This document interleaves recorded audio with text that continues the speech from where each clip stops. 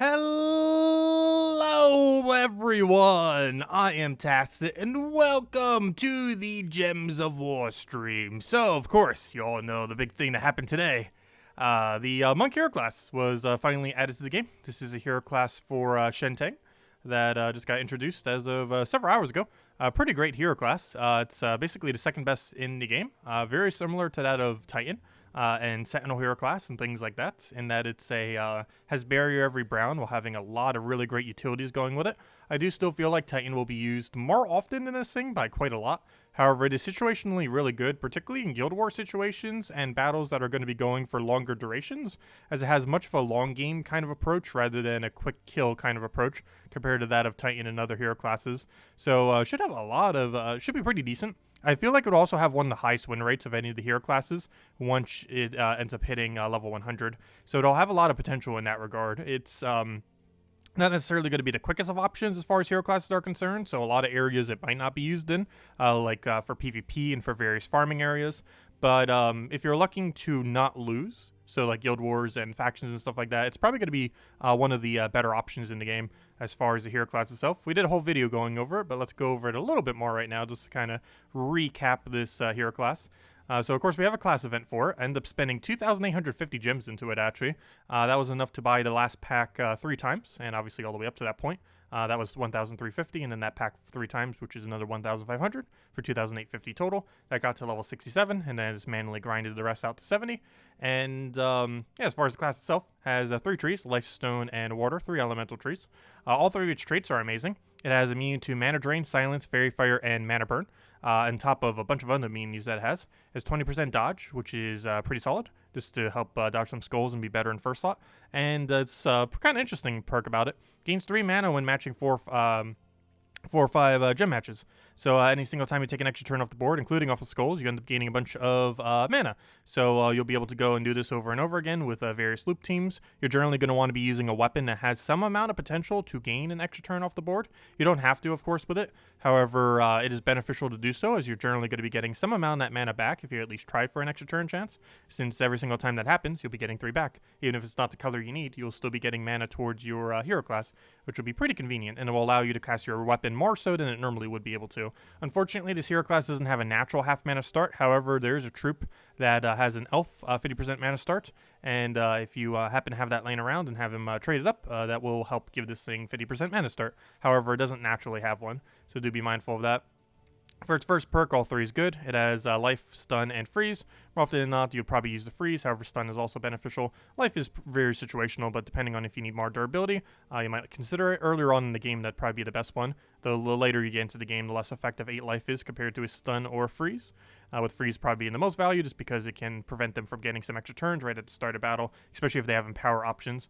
Other than that, it has cleanse, so even though it has the most immunities of any hero class in the game, it does have cleanse on top of that. So even if you get cursed or some kind of other effect on you, you'll still be able to go and cleanse it off, which is pretty nice. Fast healing, nothing really too good on this next section, so you're generally just going to go for a little bit extra life for it. That'll give brown allies extra armor if you're doing more of a heavy brown related team. For its next perk, it also doesn't really have anything too good for the most part for this next section. The best thing it has is fairy fire random enemy when an ally dies. This is good if you're in a losing state using cast-oriented troops, as it'll be a little bit easier to come back with the 50% additional damage. You can also do this with various elf teams that actually deliberately let things die. Like, for example, there are some elf teams like Orb Weaver kind of elf teams where you deliberately let your first slot die so you can go get a web spinner into first slot and have your hero in second kind of tanking it out so that you can get fairy fire that way. Alternatively, there is an elf that actually kills out your allies and resummons a random elf there. And that would also end up causing a fairy fire to a random enemy. So there's a few different ways you could use it. Overall, not really going to be used too much, but it's a good backup plan if nothing else. Of course, it has Rock Solid, which is arguably the best perk of any tree in the game, where it gains barrier every brown, really great for not dying. Alternatively, you would occasionally also use Submerge, depending on the team composition. If you happen to not need the barrier, you can go and submerge your team so that you have protection against full AoE for your entire team. For its next perk, all 3 of them are viable. A +1 green, a +1 brown, or a +1 blue. More often than not, you're going to use green or brown. Brown is very beneficial because it synergizes into barrier on brown, and green is beneficial as most elf teams do use green. And for its final perk, you're almost always going to go for its immunities, which are all these. And in total, it has immune to stun, poison, disease, death mark, devour, potentially freeze, as well as Mana Drain, Silence, Fairy Fire, and Mana Burn, which is a lot of immunities on top of the fact that it has Cleanse. So it is very, very immune to like every stats effect in the game. Because even if it doesn't have direct immunity to it, you just simply get an extra turn, cleanse it off, boom, you're good to go. And has pretty good extra turn value too, between its fact that you get the cleanse into the extra mana as well. I don't think it's gaining any other perk, is there? Actually, yes, there's a third thing it's getting too. It's also getting Submerge for an extra turn if you happen to have that rather than Barrier. But still, having the cleanse into the extra mana is still very, very beneficial as well. And overall, looks to be a really good hero class. I'd probably rank it as second best in the game, even though it's relatively situational.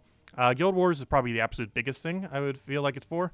But it does have some overlap for higher level content like Invasions, Raids, Tower of Doom, Delve, stuff like that. But I do feel like it's mostly going to be in Guild War option, because it's going to be good against Frost Mage, which seems pretty popular. It's good against any kind of stats effect team. Has Barrier, has Dodge with Barrier, which is a pretty interesting combination, because if you dodge a Skull, you will not break your Barrier. So you get to maintain your Barrier without having to get it back on.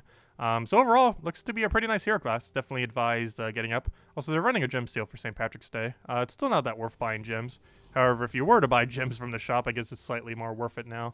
But I don't think they really give that much bonus compared to what they used to for their smaller packs. So probably not really worth buying gems. Generally, you just want to do it off of flash offers, because flash offers have more often than not pretty beneficial value. Like the one that we had the other week for the Vault event was extremely good value. However, whenever they have gem sales, it's generally not, I don't know, it's okay value. It's just not the best in the game. Unless you are planning on spending like hundreds upon hundreds, in which case I guess it is. But obviously most people aren't doing that, and you just stick with the flash offers. But anyways, next order of business, let's actually go do the event some. As far as the team that we're going to be using for it, we are using this team right here, and will be for the rest of the time. You double Yagway into Tulio into Essence of Evil all the way in last slot. And I am running this with Monk just so we gain some free Monkey XP, as I do not have it at level 100 yet. We only got to 70. The rest will manually grind up, and we'll be able to get quite a bit through this event itself. And that's pretty much the game plan. And most of the stream will probably be messing around with the event, maybe mess around with a few teams here and there with it. And who knows, maybe we can even incorporate it to a Guild Wars this week. Though I don't have its final trait yet, so I'm not sure about that. It depends what kind of team we're up against. Because we still don't have it max, and it does gain a lot of potential once against that final perk, due to the immunities. So right here, we'll go for an Essence of Evil. Just do it on something. Ideally, that would have killed that first slot. Actually, I should have just done that on first slot to guarantee the kill. The fact that it's still alive, there's a bit annoying. I'm actually going to have to take a red just to get it out of the way, just so we can double Yagway here. And that'll be a match. Take the other one out, and he'll be dead.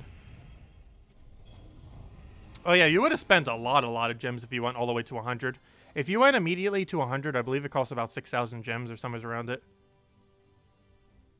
Let's see. Also, I didn't even read through the rest of the chat. Hello, everyone. Hello, John. Hello, Tony. Hello, Lochnar. Make sure I don't miss any questions. And if I did, feel free to leave the questions again. Let's see.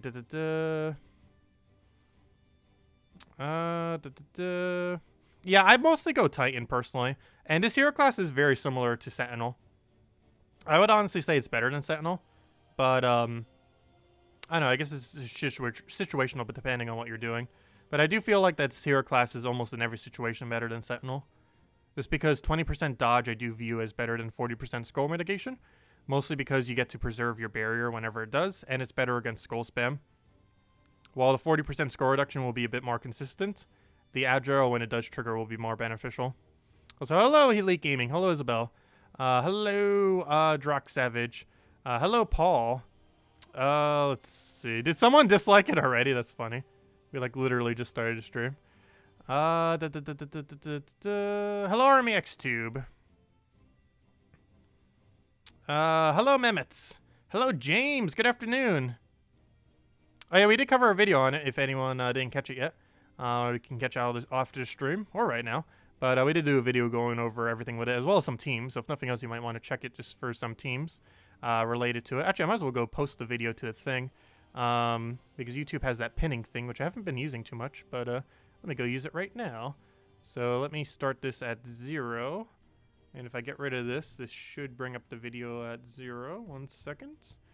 So this should bring up the video at the 0-second mark. Good.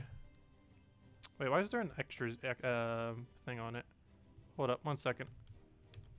1 second. Oh, it does add a random extra thing to it. Weird. But anyways. We'll put that there, put that there. Let's see. Video and teams going over monk hero class. There we go, and then we pin it, and we're good to go. Now anyone who gets here will see it. There we go. Anyways, where were we in chat? There's a new 505 destroy gems achievement. Yeah, I ended up doing it. Easiest way to do it. Oh, I should have covered a video on how to do it. But the easiest way to do it is with Cedric's into Egg Thief. And just keep spamming your Egg Thieves over and over and over again until you get it. But yeah, we did it the other day as soon as it came out. I didn't cover a video on it though. It's relatively straightforward though. Not much to really explain. Just go Cedric with Egg Thief and just keep spamming till you win. Pretty much. It might take a couple attempts just because you can accidentally kill out the enemy. Or the enemy accidentally kills out you. I do actually advise doing it at around Explore 10 to 12 or so. In an easier area where they won't really hit you as hard. It's probably the best way to end up going about it. Just keep repicking Explore until you find a battle where they just have like a weak single target or something. So it'll single target your egg. And then you just keep looping with a bunch of Egg Thieves with Cedric in last slot. I mean in first slot. And just run something like Cedric triple Egg Thief. Or double Cedric double Egg Thief, either or. And just keep spamming Egg Thief until you win, essentially. And kill 505 gems. Might take several attempts though. Yes, we already got the achievement. We got it the night it came out. Like we did it within the first hour or two. It did take several attempts though, but we eventually got it.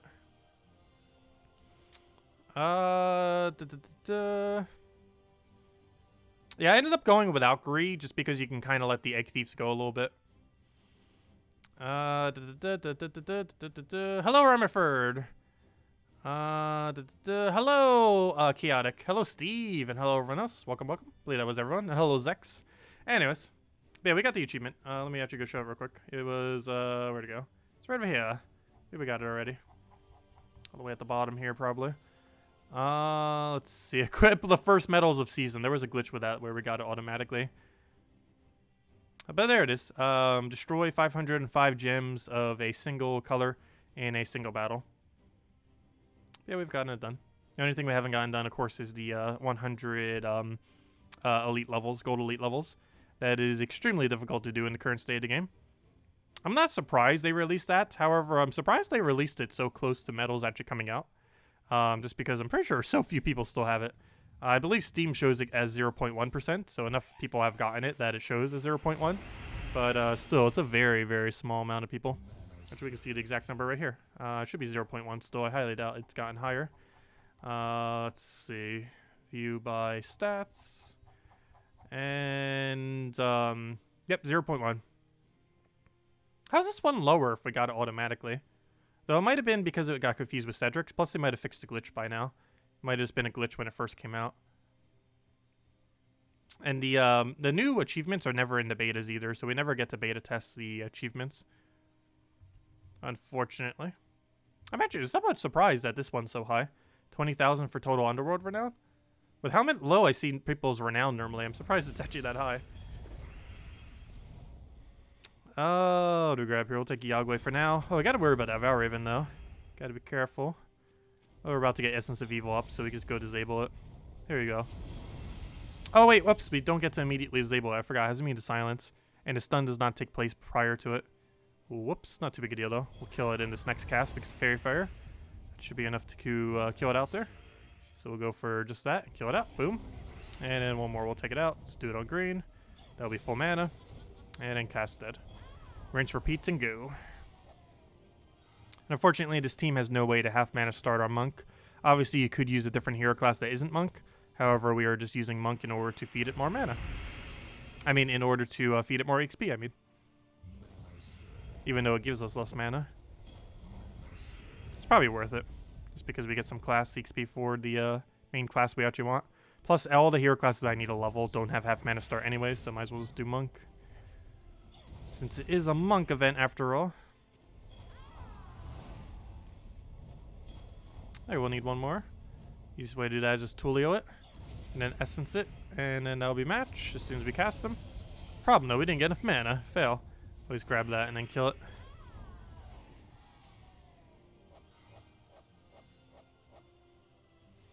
Oh! That might have been it.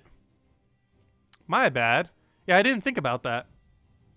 But yeah, it might have been because of the beta testing. I completely forgot about that. You're right. My bad. Maybe that's what it was from.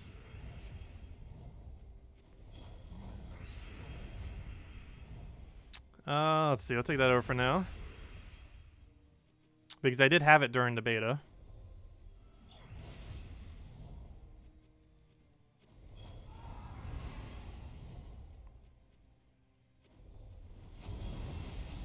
Okay, now we just need double Yagway.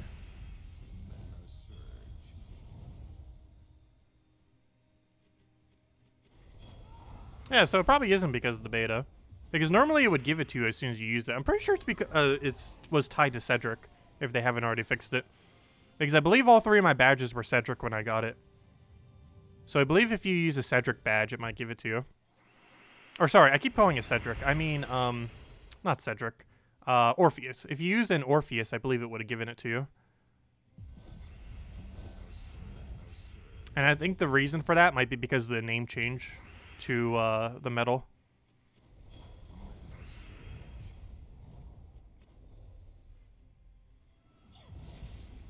Okay, I'll move that over. And then we double cast this. Fortunately, our first slot will not have full mana. Please don't drain something important. Okay, good. We'll do that on to red just because it gives more mana to full, and then you're dead. Red to dead. Also, is that all rewards? Nope, one more battle. And then we got all rewards. And they don't get any more difficult from here. Same difficulty for every single one going here forth. I'm not sure how far I'm going to bother farming it. I'm not even sure if I'm going to bother making leaderboard. But we're going to go and probably grind as if we are. Because why not? When was the last time we even tried for class leaderboard? It's been ages upon ages. Actually, I believe it's been over a year since we've bothered trying for class leaderboard. We're not going that high on it. As long as we make top 100, that's the main thing I'm aiming for. I believe with how much I bought, we should be able to make top 100. We spent $2,850 into it. We better be able to make at least top 100, gosh. Though it is a pretty decent hero class, so more people than normal might be going for it. But we'll see. Though everyone who buys up EXP doesn't necessarily do the class event beyond the all rewards, though. But there we go, that's all rewards. So we'll claim that, get our orb, get our little bit of gems, get a little bit more class XP, get our title. Mortal Combatant. And we get a useless screen. That's to be expected. What is leaderboard at right now? Leaderboard is at about double what we have right now. It's at 68. And we're at 40. So I guess we'll keep going. We obviously have the sigils too. We have 76 sigils sitting right there. If we compensate for Val Ravens, what does that bring us to? Let's assume that's around 120. It's probably a little bit higher than that. Let's assume that's another 120 battles. That means we'd be able to get to 160. That on current leaderboard is top 20, though that's probably going to go down as more people do their battles. But the current amount we got goes to like 2 top 20 on this leaderboard. So it could potentially make top 50. However, top 50 compared to top 100 is not that big of a difference. It's only 25 gems. So as long as we make top 100, I guess that'll be our aim. So maybe we'll go for about 100 right now as far as kill count. Might stop a little bit earlier to do some other things here and there. But yeah, I do want to get that a little bit higher. If nothing else, as soon as we get on leaderboard, we'll hand out code. How about that? And then we'll decide if we go a little bit further from there. Obviously, we will be able to make top 100, but might not do it right now. But we'll see. Let's see. We'll grab that. Grab another Yagway.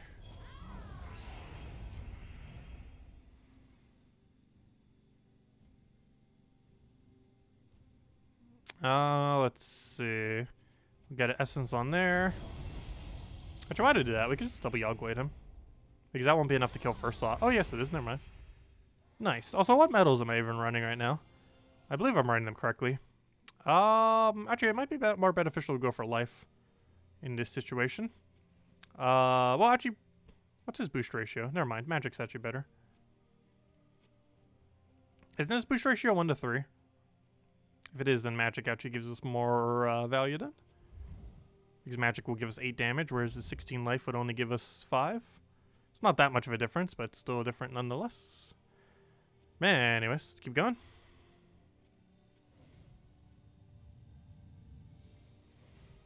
Play a Crypt Keeper faction? Why? We've already maxed it out, so we have no need to really go back there. And as far as if you're running pure faction, it basically comes down to pure luck. There isn't really much strategy beyond just hope you get lucky. I was running Dawnbringer initially. My initial team was Tulio into Dawnbringer. Or Dawnbringer into Triple Tulio, I should say. But I ended up retiring it after we got a little bit deeper into the battles. But yeah, you can definitely run Tulio for it. It's really nice. I mean, you can definitely run Dawnbringer for it, I mean.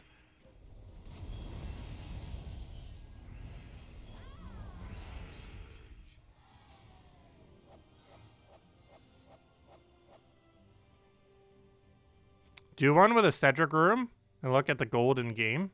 Why? Is there a glitch with it? What on earth is the glitch with that? Specifically in Crypt? Crypt has a pretty small chance of finding a Cedric, though. And this... Oh, never mind. We got a Cedric. So what? There's some kind of glitch with Cedric specifically in this stove? Is what you're saying? Let's see.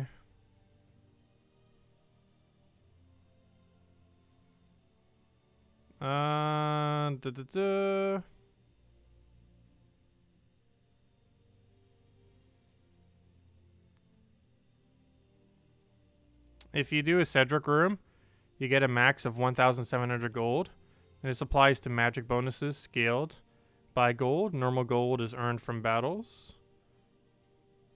Oh, they do have a gold cap then.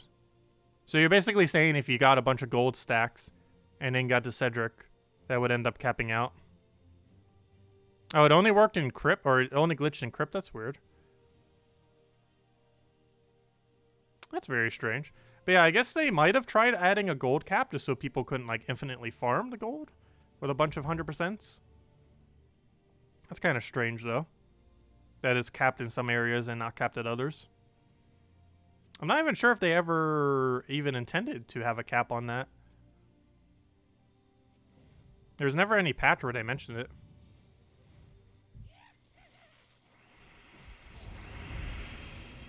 Wait, they get 400% gold each? How? Specifically in that faction? I've yet to ever see that happen when I was grinding there in the past. Unless it would change as of recently. On accident.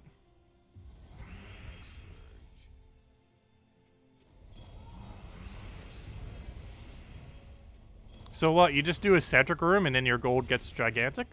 Basically, in that faction? Is that what you're saying? Because I haven't ran that faction since, like, November of a year ago. Like, 2018's November. That's, like, the last time I've ran that faction. Weird, okay. It's, oh, it might have been a glitch with the most recent patch. Then, if that's the case. We can go try it real quick. And see.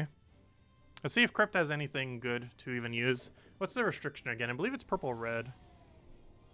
So we can use Leprechaun with something. We can't use Cedric, though. But let's see what this gives. So we'll go do Crypt. It probably still says 100 and just gives us something else. Yeah, it still says money bag traits, which is 100%. Wait, does that mean normal Cedric is doing it too? Highly doubt it. Out of curiosity. Let's see. Cedric. Bronze lock. Let's see real quick. Bring this to like Explore 1 somewhere. Do it with Monk Hero class because why not? Actually, it'd be much better with Titan. Let's just do it for Titan for now. Banner is all in on blue-brown.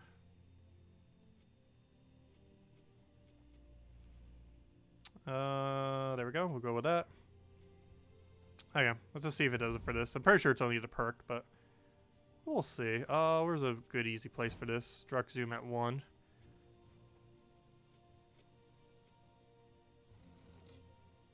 Where's my team?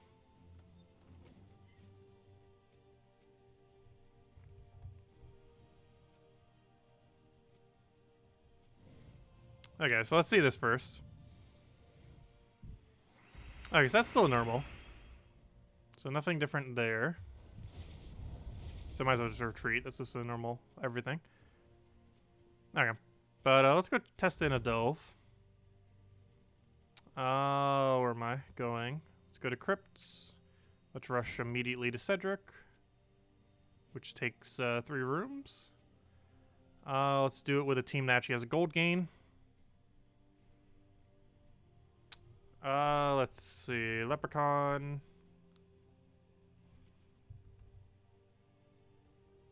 Oh yeah, we're still at a really high difficulty, aren't we? Or if we're gonna gain a bunch of... Oh no. How will we actually get there then? Hold up. I might need to deliberately let this one go.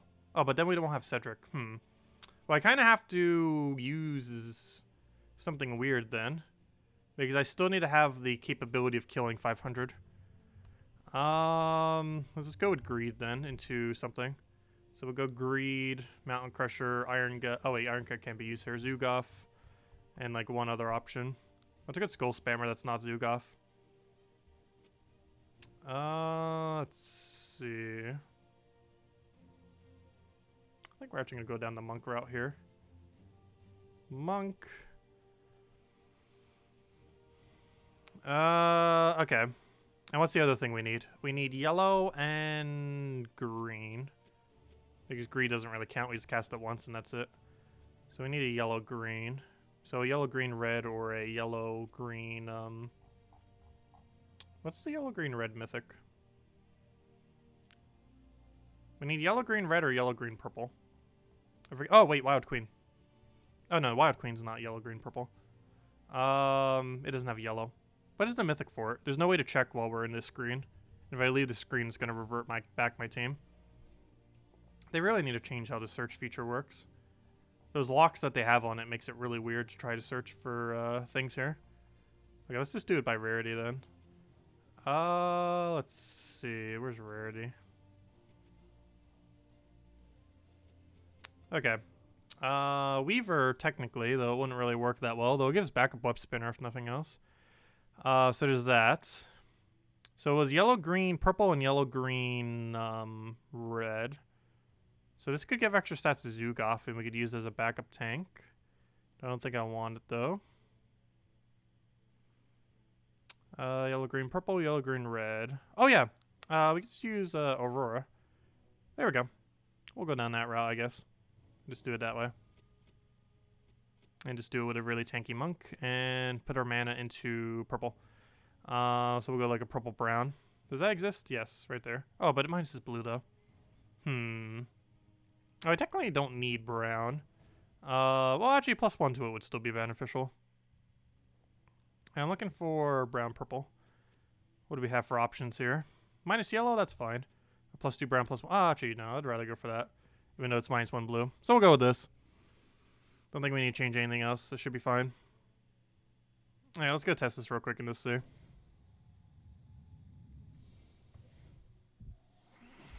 Well, I was reading chat. Nothing was mentioning anything. I can't run a level 50 room because Cedric's on 500. And if I redo the room, it's going to move the Cedric from not here. So I can't change the difficulty. Otherwise, there's no guarantee we'd find a Cedric.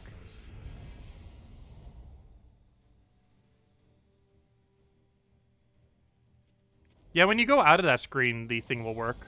But in that screen, it won't work properly when you try searching for things.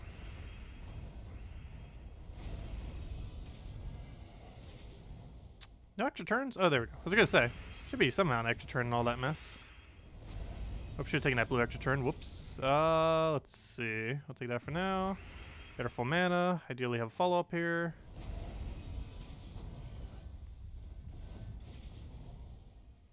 Take the thing over. Get our Zugoff down again. Get out of the way just so we don't have to deal with it. Where's the last bit of our mana? Oh no, we're stunned. The annoyance of not having all the perks on them yet. We don't get to see its full potential.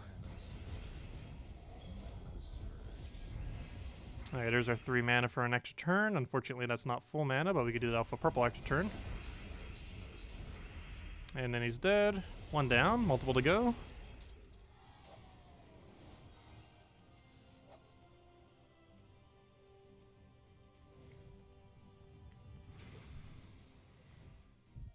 Okay, what do we need here? Let's grab gold, grab, ideally brown. Oh, extra turd. Keep missing them.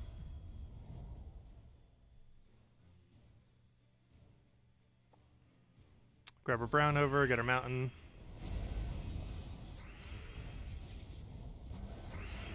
And we can kill it with that. We would have immune to Death Mark if we were to actually have that one perk. Unfortunately, we did not. So let's go for that for now.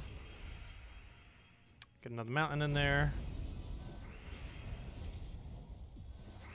You get the other guy to full mana. Doing that in purple would probably do it. We'll kill that out just because it can Death Mark us since we don't have the trait. Probably kill Keeper of Souls next. It's like the main thing that can kill us next. If anything was to kill us here. And we cycle back to full mana again.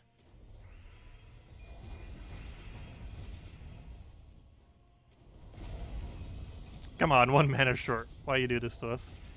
Okay, let's go kill the Cedric room. And then we can see what happens with the gold.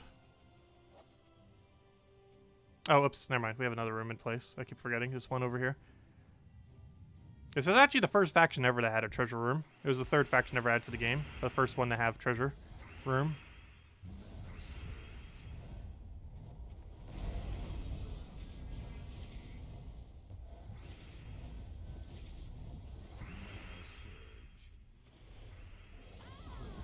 Oh, this is that annoying one that adds Entangle too, isn't it?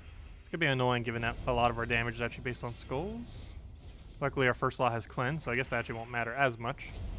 Because we get to cleanse every extra turn, which is gonna be a lot.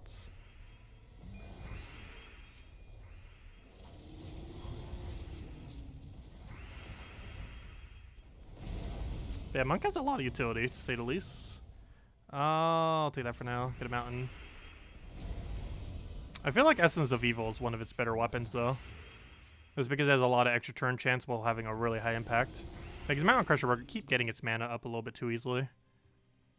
Compared to its ability. Like, it almost naturally gets full mana without even needing the extra 3 per extra turn. Whereas Essence of Evil kind of needs that extra 3 per extra turn to actually reach the mana. Whereas it normally would not be able to without that extra mana gain. Let's kill the Cedric and see what happens with our gold value. Then we'll go back to the grind. Yeah, this has probably been like this since the patch. They might have done some kind of glitch with it. I was like, hello, Sir Wolf, welcome. Well, we'll see what happens in a moment. Because after this room, we'll have the effects. And also probably be shuffled up. Which will be really annoying if that happens, but it's probably going to happen. Let's kill the first one, or essentially the second one. Because we want that thing to die naturally off of skulls, since I already got poked some. Okay, I think let's go for another mountain and hope we get full mana there. We do. Nice little extra turn. This should hopefully die to the skulls. And perfect. Now we just need a mana one more time. We don't have enough. I almost feel like doing this in the brown, but we'll risk it with a purple. Not enough. As long as he doesn't get anything weird here, we should be fine. And he's dead. Okay, let's see what happens to our gold value now. So if you guys are right and it gives us 400% bonus, that means we should have a 1,700 gold. If that is true, that is going to be absurdly high. Like hilariously, hilariously high. Let's see what happens. So that means our gold should be 1,700. It is. That's broken. That's a little broken. How did they mess up that badly? How did they mess up that badly with this most recent patch? That's a pretty hefty resource glitch. I'm surprised that isn't already patched. Are they even aware of it? I didn't even realize it till today, but that's mostly because I don't do delves. That's a slightly broken. Oh yeah, I need to screenshot that gold value before they nerf it, like, right now. There we go, 1,700 gold gain. Just a little powerful.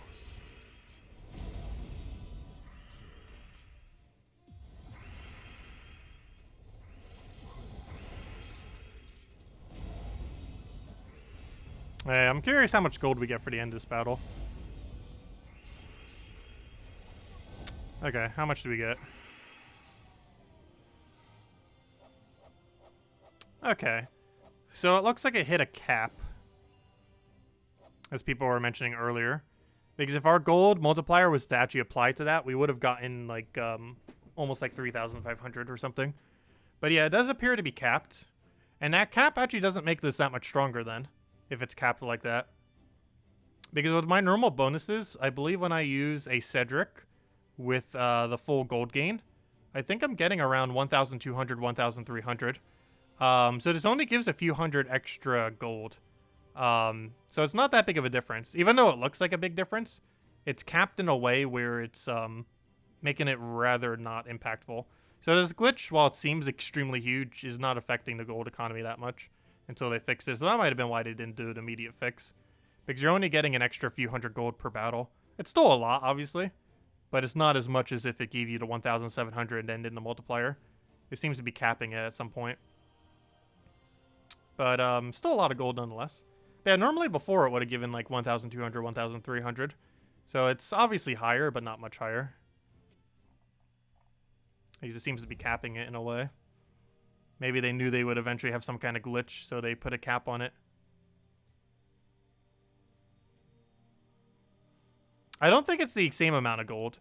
If you're not using Cedric in your team, I believe it is more. And we weren't using Cedric there. But yeah, if you're using Cedric and you're getting 100% gold gain for all 4 of them, that's 500% gold gain. That means you're getting 500 gold multiplied by your multipliers. If we were to get that, that means... what's our current gold multiplier? That means we would end up getting around a little over 1,000 for the battle. Because there's a base gold of about 100. You're getting 500. That's 600. You take an extra 155% to 600. Oh, sorry, which is, that's actually a bit higher. What is, let's take 600. Hold up, calculator time. I need to grab 600. Where's my calculator? 600 times 2.55. Times 2.55. Yeah, it's not that big of a difference. It's only about a 200 gold difference or so. If you were to have used Cedric... with the normal 100% gold bonus before, it would have given you approximately about 1,500 gold. Currently, it gave us about 1,800 gold. It's only a 300 gold difference. Even though it looks massively different, it's not actually that big of a difference. You're still getting more, but it's not much more. So it's not anything too game-breaking, no. It sure looks like it is when you see a 1,700 gold value there. Okay, I need to go test something real quick, though. Because I will never get a screenshot like this again. Until they get it fixed. So let me go find a Cedric. Repick this place until we get Cedric. So I'm going to deliberately just dodge these things. Because I'm in a mood to go and do the entirety of the delves right now. We already have so much loot from these, I generally don't even bother with them. But let me repick until we find a Cedric. Oh no, it's not going to give me a Cedric. Come on, give me a Cedric! I need a Cedric so badly. Why am I even checking those rooms? They're obviously not Cedrics. I need to see this value. I want to run 4 Cedrics, but it has to be at level 50, otherwise we obviously won't have enough stats to kill it. Because at level 500, it definitely won't be able to. Please give me Cedric. No, we don't even have a tier 2 room. There's not even a chance for Cedric. Fail. We need more battles. I want to get a screenshot with 4 Cedrics with that gold bonus. That would be a gold bonus of 2,000. We'd have a 2,000 gold. It wouldn't actually give us that much gold, but it would show a number of 2,000, which would be really funny. Or sorry, 2,100. I forgot the base 100. But oh well. Hopefully we could do that tomorrow. But anyways, back to what we were doing. Let's go back to Monk Hero class events and keep trying for leaderboard, and we'll hand out code once we make it. And that means we're almost there. 26 more battles, because we have to go 1 higher than whatever that is. And then we'll be on leaderboard.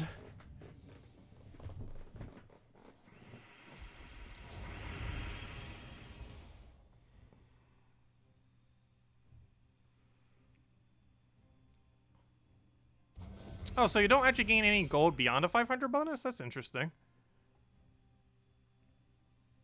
I think they might have done it like that because that's the amount of gold you get if you were to use 4 Cedrics on your team. So that might have been why they did it like that.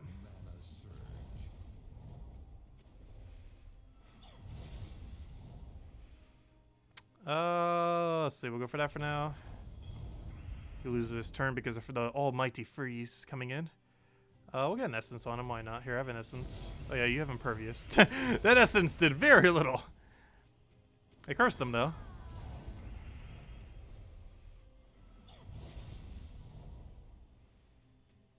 Do I take red? Yeah, we'll take red. And now he's double cast. Killed 1, killed 2, dead. Easy as that. Yeah, you would still get boost ratio off a key. That means we could hit over 4,000 damage with key. If you did 3 Cedrics with skeleton key, you would hit 2,000 additional damage. So you'd hit about 2,030 to 2 enemies. That is a lot of damage.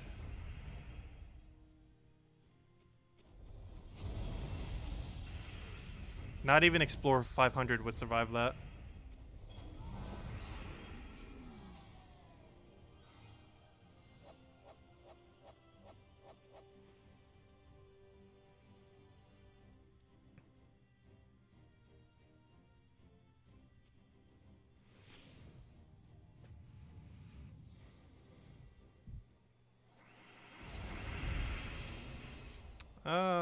What do we take here? Take that for now.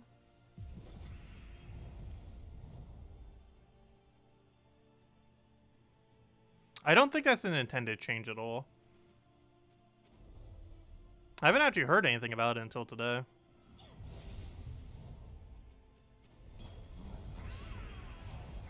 And I'm pretty sure no one in the beta even touched delves, because nothing related to the patch was even related to delves.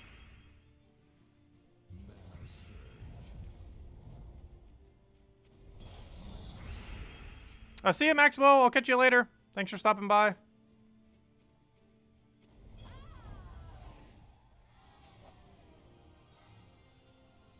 I was like, hello, Bushka. Welcome. I don't say anything. It's not even that much of a buff.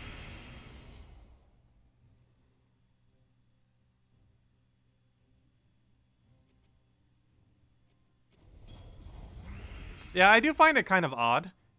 Because in no way did they actually even touch anything related to delves, yet they still somehow managed to break delves. Good coding.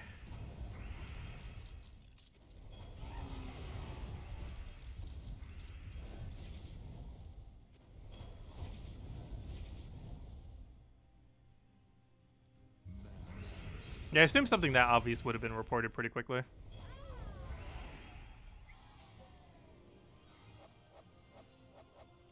We don't currently play the Gems of War Switch version anymore. However, we will be playing Animal Crossing like a lot when it comes out. Actually, so much so that I checked the exact time that it comes out, and we will be doing a stream at that time. It is midnight of Thursday night, so Thursday going into Friday. Next week, obviously. But yeah, next Thursday night into Friday, I will be streaming. So in the middle of the night, if you happen to be up, we're going to be streaming Animal Crossing. So if you can't sleep or up at that hour or in a time zone where you would naturally be up in that hour, we will be streaming at that time. And we'll be for quite some time. I'll probably go all the way into the Gems of War stream. And I just won't sleep.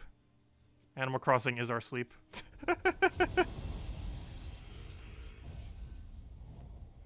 Let's see. I'll take that for now. Yeah, I've been pretty hyped for the game. To grab there, we'll get that for now.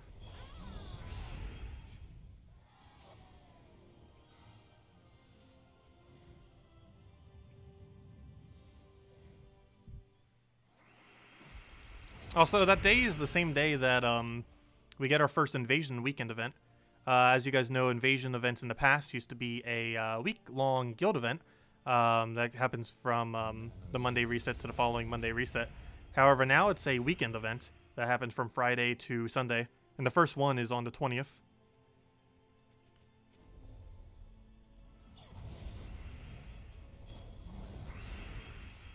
Feels so weird having potion effects in these battles. I'm used to not having them for class events because I normally just do the free amount. It's so powerful. I will do that just for the mana accumulation. So I'm gonna give a little bit more than that though, but there we go. That should be full mana. Or solo event for some of us. That's because you refuse to join a guild. For whatever reason. Not sure why.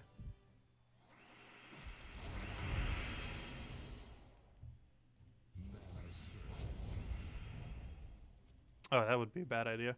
Let's take that for now. Hopefully a better alignment here. Okay, we'll just take the bad idea. I have no way of not doing it.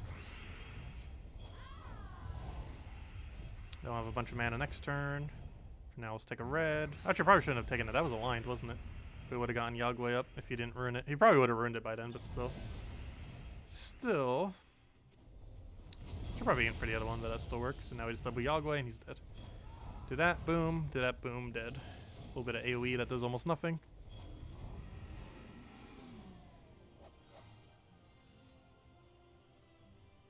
We're making progress though. We're at 50.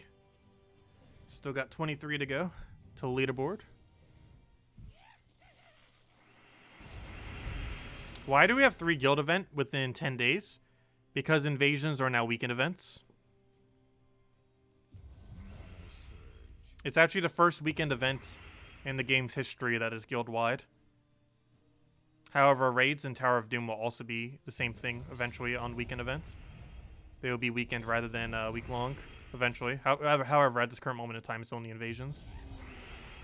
But that will change into the future. But yeah, invasions is the first ever weekend guild event. Obviously, it's already existing events. Just a little bit easier to compensate for the fact that it's only 3 days long rather than an entire week long. However, that technically gives the gems that you put into it even more value. Because if everyone in your guild was already doing tier 3, it's even easier now to get it done compared to before. Since the gems that you do spend count for better value. Since now the objectives have been lowered due to the lower amount of time.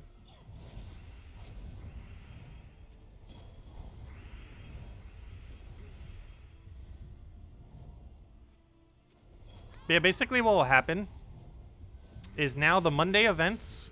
There are 4 Monday events at this current moment in time. The 4 Monday events are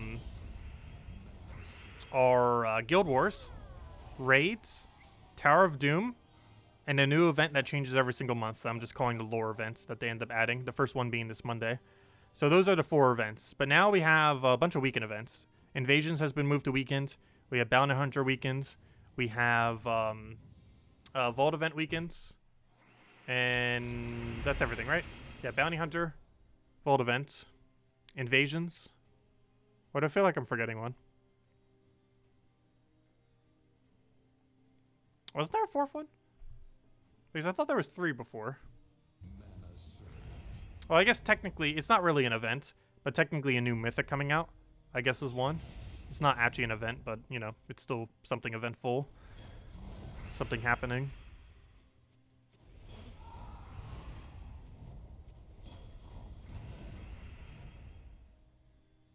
Oh, yeah, new factions and classes. Well, both of those are going to stop soon. Well, new classes will stop soon. We only have 1 class left. And that is for Cinder Mirage. Obviously, we have one going on right now. And then we're also going to have... and then that's going to be it. Once we get that one, there will be no more weekend class events ever again. I forget what date it's coming on. I believe it was April something. Well, obviously April something. But it's like mid to late April. And that'll be the last class event ever. Or at least I should say it's the last weekend class event. I believe therefore it'll just be on Thursdays based on whatever kingdom of it the event is. So if it's something like a Shentang event, we'd have Monk Hero class. If it was something like a Broken Spire, we'd have Warlord, so on and so forth. It would just correspond to whatever the kingdom is for the week. And that's the class event we'd have for Thursday. But we would no longer have weekend ones starting as soon as we get the Cinder Mirage Hero class, which is in about a month from now. Okay, let me throw that down and hopefully get all the mana we need. Yep, there we go, and he's dead. Easy enough. progress. We're almost there. As I mentioned, we'll hand out a code. Oh, wait, never mind. We actually have less to do than I thought. We only have 15 more battles. And in 15 more battles, we'll make a leaderboard. And then we'll hand out a code. Then we'll probably go to 100. And then from there, we'll probably mess around with some other things. I'm probably not going to be doing every battle of mine. I just want to make top 100. And maintain it throughout the weekend. So at least we get something for spending all these amount of resources. Something small in return. It's only going to be 75 gems and ore, but it's better than nothing. If nothing else, we got to show the video a little bit earlier than we normally would have been able to. Because generally I like having the hero class to at least 70 before I show a video, if not 100. And this one would benefit from being at 100, but many battles you wouldn't actually use its effect, so it's not too big a deal. However, that's one of the main reasons you would bring it out, more so than anything, is due to its high amount of immunities. And the immune to stun it gains on 100 is really, really important. Definitely don't underestimate it. Immune to stun is also just in general that one trait on the 100 perk, one of the strongest tree perks in the game. Because the fact that it has immune to stun on it is very beneficial because it protects all the traits that you have. Unlike most troops that have 3 traits, Hero has 10 traits. And while some of them might trigger at the start of battle, a good majority of them are reoccurring perks. And to have immune to stun on all of them is extremely beneficial. Because you're protecting 10 traits rather than the normal 3. And normally there are hero classes that have like 5 or 6 active traits in that regard. Oops, why'd I do that on red instead of green? I guess because it's more populated, but you should always do it on green because of the enchant. Well, you should always do it on whatever color your team is. And in this case, green. So, whoops. So, well, I'll throw an Essence of Evil on that just so it doesn't cast. Got our Scope Poke there. Get a big Yagway in there. And I just need to poke that with one more poke and we'll be good to go. Do we have anything else to take here? We'll take it out for now. Grab another red and be good to kill it out. Yeah, if we would have done Tulio correctly, that thing would already have most of its mana, probably. Oh, do we even grab there? Oh, I should have just taken that red. If it surged, we actually would have had full. Fail. There we go. And now you're dead. We almost lost a troop. We haven't actually lost a troop yet.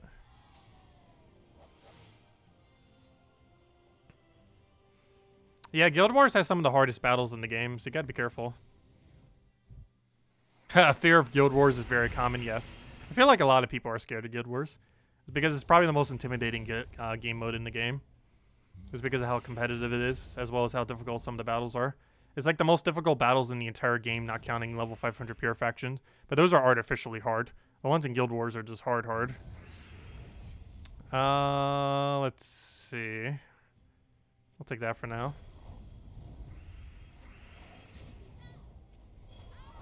Because the main thing that makes factions hard is not that the battles are difficult, but because they have really ridiculously high stats. Whereas the thing that makes Guild Wars difficult, even if you have similar stats to the enemy, is the fact that you're restricted in a way that makes it harder, on top of the fact that they're using the most meta teams in the game in almost every situation, particularly later in the game. So you're fighting like the 6 strongest defend teams in the game at any given moment in time, with teams that are naturally weaker than it. And even if you have the exact same stats, you're already at disadvantage. The only advantage you have is first turn advantage, and the fact that you're a player versus AI, and can exploit the AI. Let's see, we'll grab that, take a red, take a skull. So that kills that out, get a Yagway down. I'll do that to green, get everything going. Get another hefty Yagway in there, and A's dead. Yeah, Guild War is probably the hardest game mode for newer players. Then Factions. Factions I wouldn't even advise doing until you hit Endgame, or at minimum the later part of the late game. Other than that, you just farm level 20 at City of Thieves forever. It takes a very long time before you bother with Factions. I was level 1000 on my Nintendo Switch account and I still didn't bother with Factions yet, other than farming them at level 20 over and over again.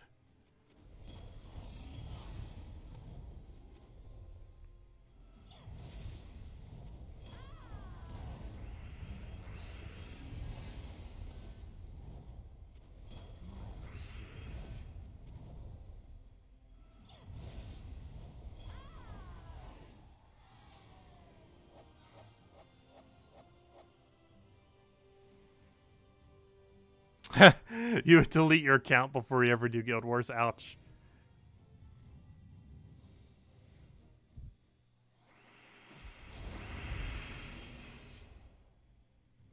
Yeah, stats can get pretty high in Guild Wars. They're almost like level 10 pet battles, but with actual good team compositions.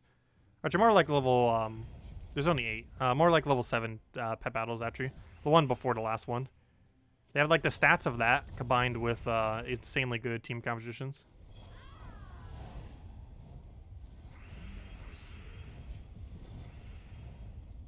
Oh no, it's actually closer to 7 or 8. I believe it's closer to 7. Though as more stats come into the game, I guess it'd be closer to 8. As far as what pet battles they're similar to in Endgame.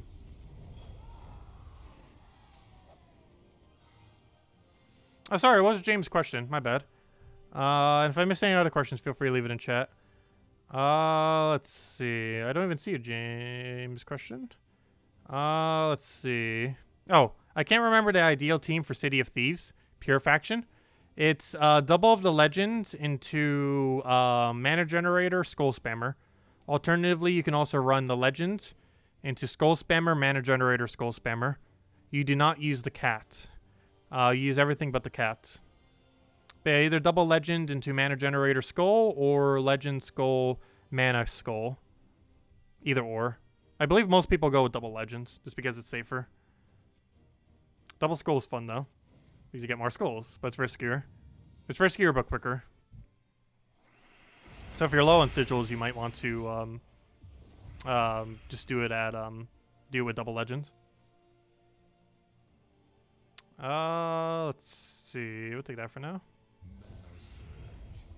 Yep, no problem. Also, if you're trying to do it without the event, it might be a little bit difficult without potion effects. That's definitely one of the, not the hardest faction, but it's definitely about mid-range in difficulty for trying to get it done without potions.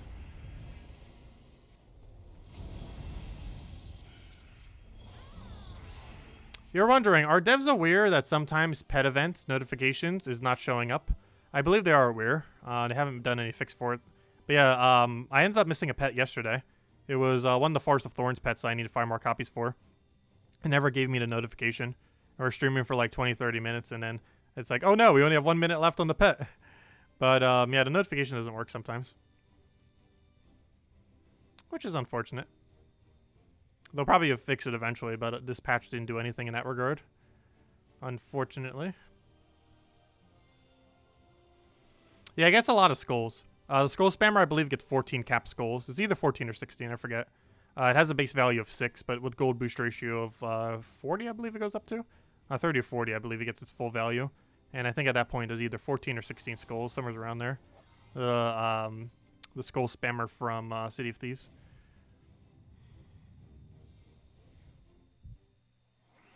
Well, it's capped at a certain amount, so it can't go beyond that amount. It's capped at either 14 or 16. I forget which. I believe it's 14. So even if you had that much gold, it wouldn't be able to do that. I'm just going to throw Yagway. Yeah, we'll just throw it down. I should have taken mana from him the previous turn, though. Because now he's not going to have mana here. Which is unfortunate. And we're not frozen on that, so let's grab that. Get another Yagway down. Actually, I can kill him right now. Let's do an essence into that.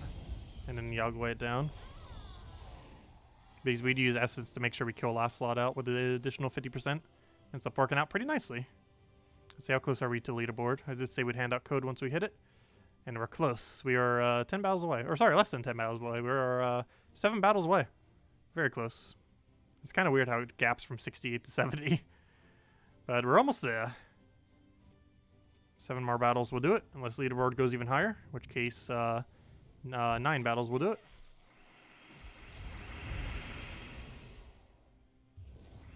Valraven, don't you dare escape. Luckily, he's blocked by a billion yellows. So we should be fine here. Do it on green. That'll full up everyone. Throw Yagway, Yagway. Go from there. I should probably hold until we get more mana.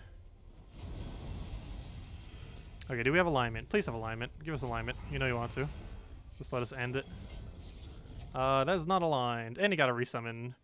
And he's getting dangerously high amount of mana. Yeah, it's not aligned either, but I think we just go for it. We'll go try that. Nope, didn't help us. Alright, we're just gonna have to go for this, so hopefully give it, or definitely give our first slot full mana, and then we should be able to just kill this. Good, we won. He almost got away. So you know you're late to the party, but did the change to make Sunspear great again already reverted it back? Yes. Sunspear has been made great again. It went from being completely nerfed to reverted back to exactly what it was. But yeah, Sunspear has officially been unnerfed. And will be staying that way. Actually, I believe the post on the forum has like 100 upvotes. It's pretty funny. Let's see. The post of them actually reverting it back, that is. Actually, how many is up to? Last I checked, it was like 80 something. But it might have dipped to 100 by now. Where even is it posted on the forum? Let's see. Monk. I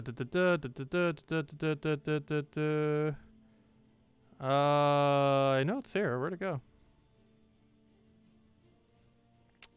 Is it under official news? It might be under official news.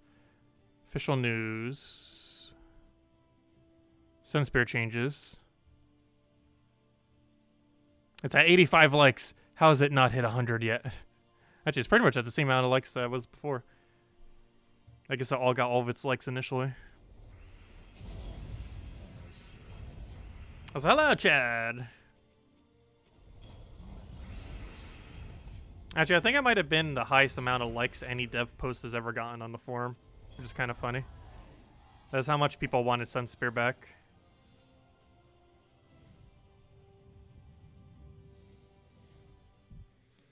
Oh, they put Obsidious on Nintendo recently? That's a pretty good stun utility. I don't feel like I use him that often, though. But he's a great utility to have. He's the best stunner in the entire game. I don't feel like I use it that often, though. But it's worth considering. It's a little bit above mid-range as far as mythics are concerned. I feel like the biggest thing holding him back is how his damage applies. They really need to make it so his damage is not a % chance. Because it makes his damage relatively low. Like way worse than Infernus and things like that. It's actually even lower than Infernus, even if it had a 100% chance. If they were to change the ability to have a 100% chance to do its additional damage, it would still be less damage than that of Infernus. So I have no clue why it's not 100%. But it's not, and for that reason, it's holds it back quite a bit. Let's see, where are we right now? 65, so let's go do another 5, and that will be our leaderboard. Nice. Unless it goes up even more from now until then, which it might. In which case, 6 battle should definitely do it. And then we'll hand out a code. Our objective keeps fleeing from us. Keeps going higher and higher. It is a live leaderboard, of course, so it is going to keep going up. And by no means will we be able to maintain it with just that amount. Even if I go to 100, it'll be beaten by tomorrow at some point. Maybe even later today by peoples. I will throw an essence down just to guarantee our kill here. And that'll be match. Not the essence, the Yalgoi follow-up, that is. I'm glad that's enough damage, though. 50% Fairy Fire into Yalgoi. With how many potion effects I have and stats is enough to kill here. Otherwise, double Yalgoi would definitely kill it as well.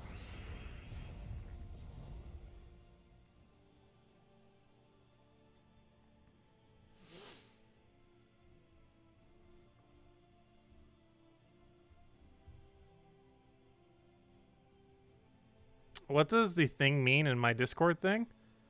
I'm not sure. I think those were just the random letters and numbers that it does, doesn't it?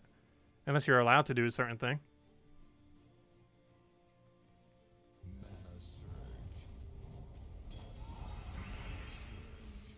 Let's see. You won't miss the code to stream, and yes, you fell asleep twice this stream. I actually fell asleep during Salty's last stream. I was really tired and just kind of crashed.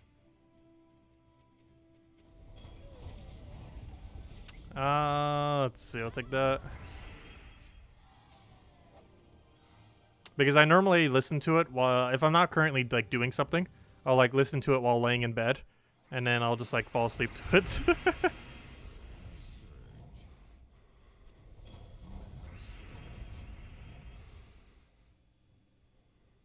What is the best device you can play Gems of War on?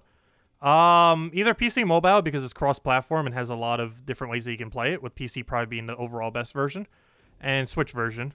Switch version I do like a lot. The only thing that I really hate about it is that it's so far behind on updates, which is one of the reasons I don't currently play it. It is the only version of the game behind on updates.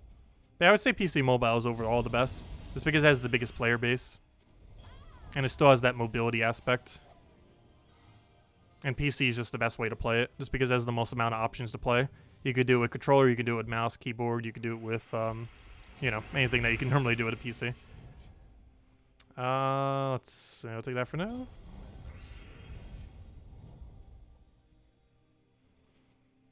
But the fact that it has PC mobile cross-platform is nice. The PC mobile platform, the PC mobile version are the only two that have cross-platform to each other. Every other version has no amount of cross-platform, but PC mobile is cross-platform, which is nice about it. Kind of unfortunate that the rest of them aren't, but it's a nice benefit of PC mobile version, if nothing else. And he's dead. How would you rate Monk thus far overall? I'd still consider it the second best hero class in the game. We still need to get to 100 before we can really fully utilize it for that purpose. It's also still situational. It's not like something like a Titan where you'd use it for almost every battle in the entire game. It's situational to countering out stats effects. However, this is particularly good for Guild Wars, where a lot of really annoying stats effects tend to get used, like Entangle and Freeze very often. And this hero class hard counters both of those pretty well, having both Cleanse and Immune to Freeze. Or one or the other, I should say. But you can easily just Cleanse the Freeze as well.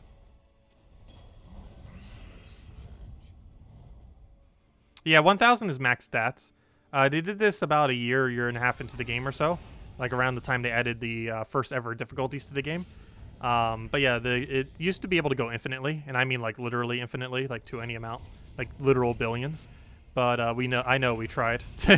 But the cap is 1000 and has been for a good duration of the game's history. Every stat can only go to 1000. However, damage output can go higher than 1000, depending on what your boost ratios and stuff are.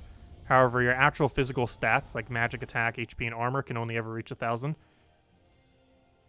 However, if you have an ability that does like 5 times damage to a certain unit, you could theoretically hit 5,000, of course. Since it'll take your 1000 that you have, take the base amount of damage you have, let's say 30, and then times that by 5, which would be 5,150 damage. So your damage can actually exceed it, but your actual 4 stats can't, which also limits most damage to below 10,000. And is that leaderboard? There we go. We have hit leaderboard.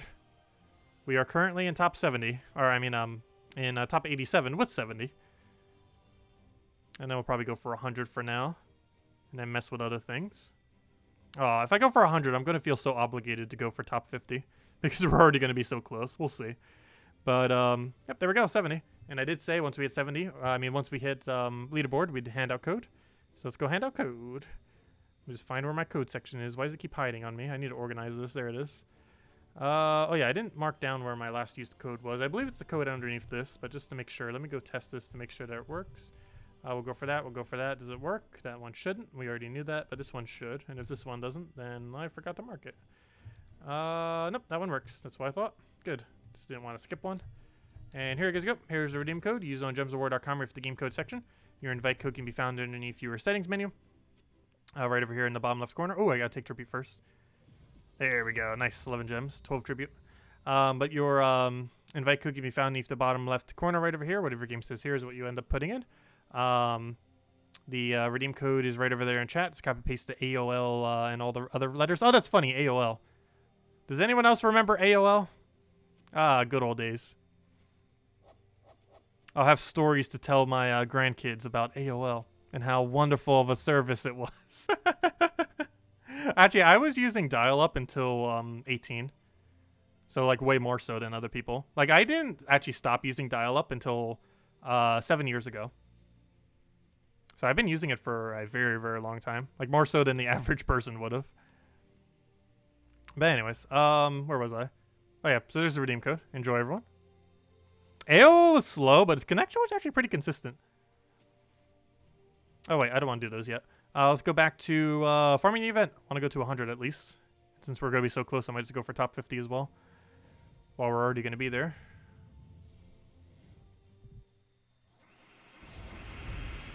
Let's see. We'll take, what do we even grab here? We'll take that for now. Gives us most of the manas we need. Hey, you can't let your favorite email address go.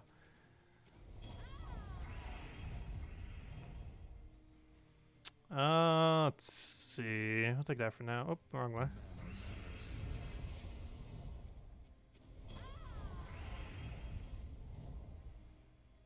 Get our essence down, and that will be able to Yagway it down. And he's dead. Even if that wasn't extra turn, still be dead.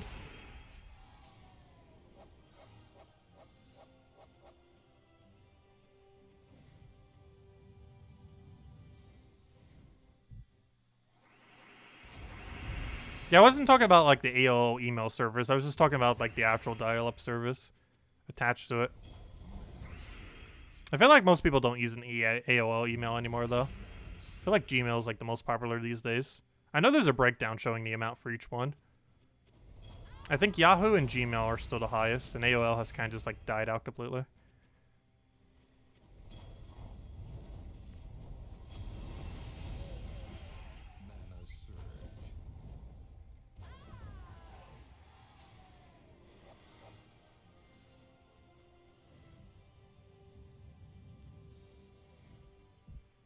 It's almost like the MySpace of it's like the MySpace of social medias, or I should say the MySpace of email addresses.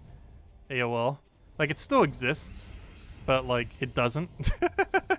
Like it exists, but it doesn't exist anymore. What do we grab here? I'll take that for now. Actually, that's enough to kill him. I forgot we have double life drain. It's funny. I'll go for this for now. Essence it down, and that's match.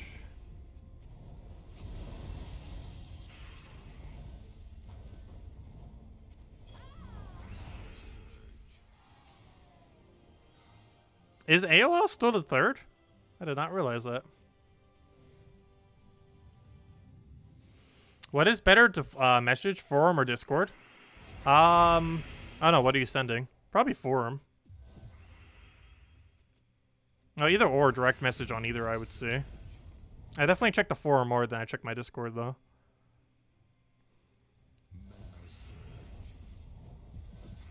But some things are probably easier to send through Discord, depending on what you're trying to send.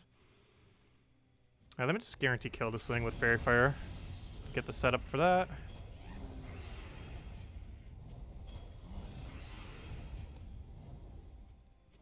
And one more poke will kill. Even a skull will do it at this point, but that works too. What if you do pet rescue battle, you forget to press collect rewards button? Will those rewards be collected automatically? Yes. Pet rewards are automatically obtained if you accidentally don't do them. That is correct. However, there used to be a glitch where if you didn't collect them and you logged out, then logged back in when you had a different pet, you would actually get the reward for that pet instead. I'm pretty sure that glitch doesn't work anymore. It was actually capable of being used to farm up specific pets, but I don't believe that works anymore. I'm not 100% certain though. But I'm pretty sure that's been patched out. Does anyone actually know if that still works? I would sure hope it doesn't. Because that means you could basically farm up any pet you wanted once you've eventually got it. However, you would have to deliberately not log into that game until you get the pet, which was pretty inconvenient. Let's see. Because if you logged in, it would just give you whatever, and you had no pet active, it would just give you whatever your previous pet was. But yes, the bottom line is, yes, your pets will automatically be claimed if you forget to claim them. I've done it multiple times before, forgetting to claim it.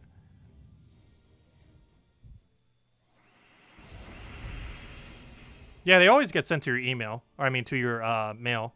But there used to be a glitch where you could manipulate it to be any pet in the game, assuming that pet became your pet rescue. I don't believe it works anymore, though.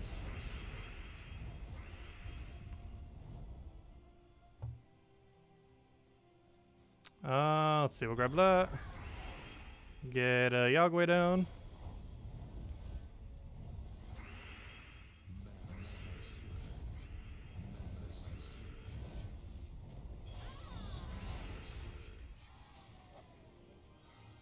Which reminds me, we don't have a pet battle, do we? Probably very few people are bothering to farm that right now, especially since we got a new monk hero class. Her monk's not too bad for PvP. Not as quick as like Titan or something. But anyways, making progress on our top 50. I guess we'll go all the way to top 50. If we're going to 100 anyways, we might as well. It's like 5 extra battles, assuming it doesn't move. So might as well go for top 50 real quick. Get all the way there. Shouldn't take too long to get there. Oh. What do we want here? Get down green. Always, pretty much always use on whatever color your whole team is. Which generally if you're using Tulio, your whole color is pure team. Or I mean, your whole team is pure color, I mean. Gosh, I said that in a really weird order. We'll throw that down. Let's see. It feels like we keep getting so little explosions off of that. We'll take it down to green. That'll be Yagway, and I should be dead. Nope, almost. He killed he killed himself off a 25% reflect on skulls. That's great. Yagway does have that. I almost keep forgetting that's even an aspect. What level is my monk right now? I believe it's level 72.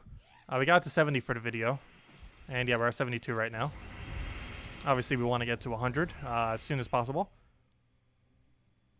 We would definitely won't by the time they end this guild war, unfortunately. But for next guild war, we will 100% have this to 100. What's the best way to farm gold? I believe the best way to farm gold is Egg Thief, or sorry, Cedric, Skeleton Key, Egg Thief. Or sorry, wrong order again. Cedric, Egg Thief, Skeleton Key. And running that on Explore 12, I believe is the quickest gold rate in the game. Not only do you get Explore 12 tokens, but you also get really, really high amount of gold per battle.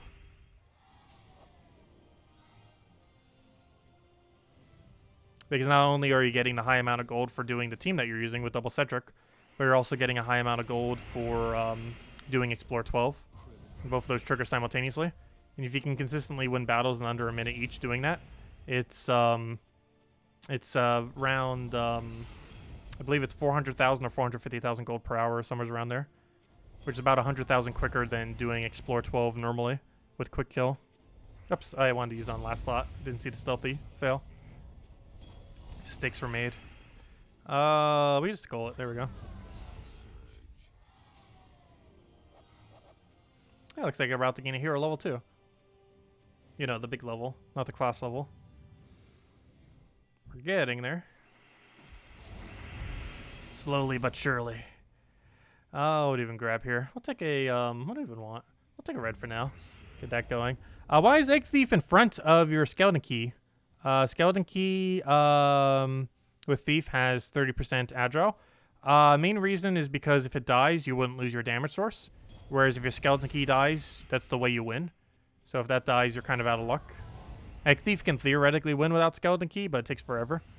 And obviously in a battle where you're wanting to go super quick, you want to make sure that your key is the last thing to survive. As that's the main thing that's actually killing the team. Not the Egg Thief. The Egg Thief, of course, is just for mana accumulation. And technically for gold accumulation.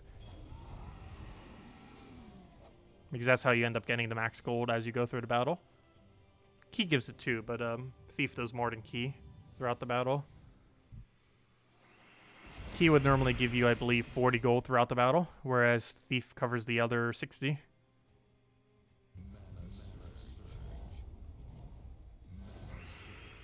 Let's see. We'll do that for now.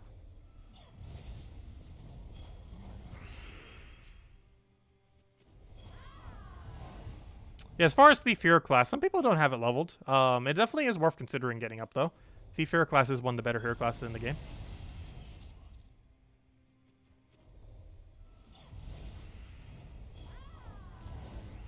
Skull Reflect was enough to kill him. How unfortunate. Okay, we just went in 2 turns, so we'll pass our turns. Doesn't really matter what we do. And he's dead.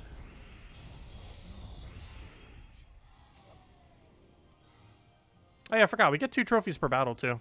It's gonna be a lot of trophies.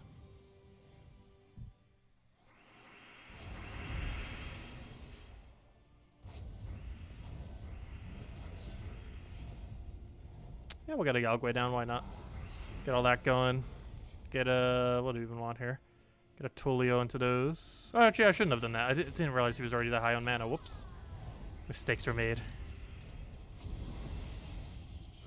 Okay, no wonder why it keeps doing so little. A lot of these things have purple, and it keeps trying to explode purple. That's why it's so low.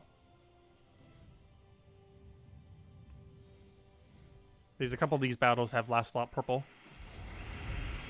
Or they're dual color, but you know, one of them is purple. What do we even want here? Yagway's not aligned, so I kind of want to try for it. Didn't get Alpha Sky. I guess we go for it now that we have double. Kill out the Valraven. Get it out the way. And now it's Essence of Evil, and that's match. Oh no, we don't have Essence of Evil up. Fail. I'll just do that. Throw an Essence at him. That should be good to go. And then we just go throw this down, and it's pretty much dead. Get our alignment there. Boom, dead.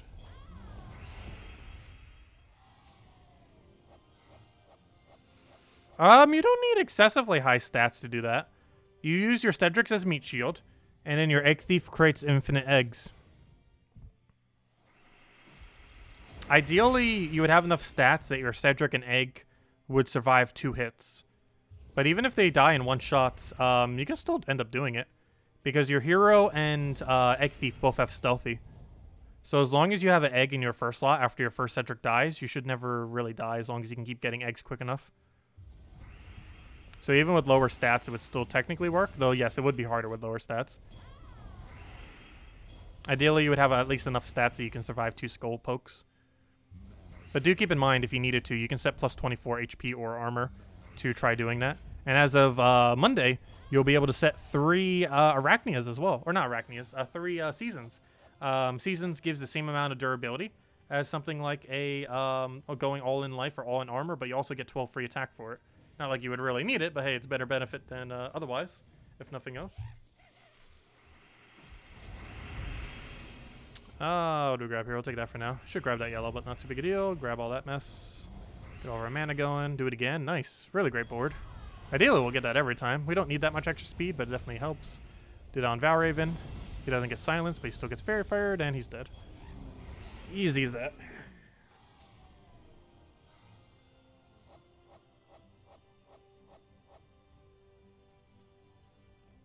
Where are we at on leaderboard? We're getting there. 85. And top 50 is currently 105 still. We're getting there slowly. And leaderboard for everything else is at 70, 71 right now. Yeah, it's going to be really high by the end this week. I wouldn't be surprised if by the end of Sunday, leaderboard requires like 130 battles, if not more.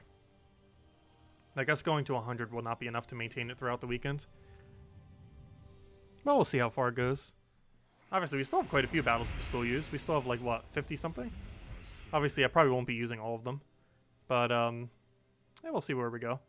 I might try for top 50 to get the extra gems. But it depends how much it gets contested. If it gets contested a lot, I'm just going to take my my 75 gems and my 1 orb instead of trying to go for the extra 25. Well, we'll see. Only time will tell. But we'll get an essence down. That should give our first slot full mana. No, don't do 0 explosions. Stop having a purple in last slot. That is so annoying with this team. Oops, why'd I do that? I thought that would give us a red fail.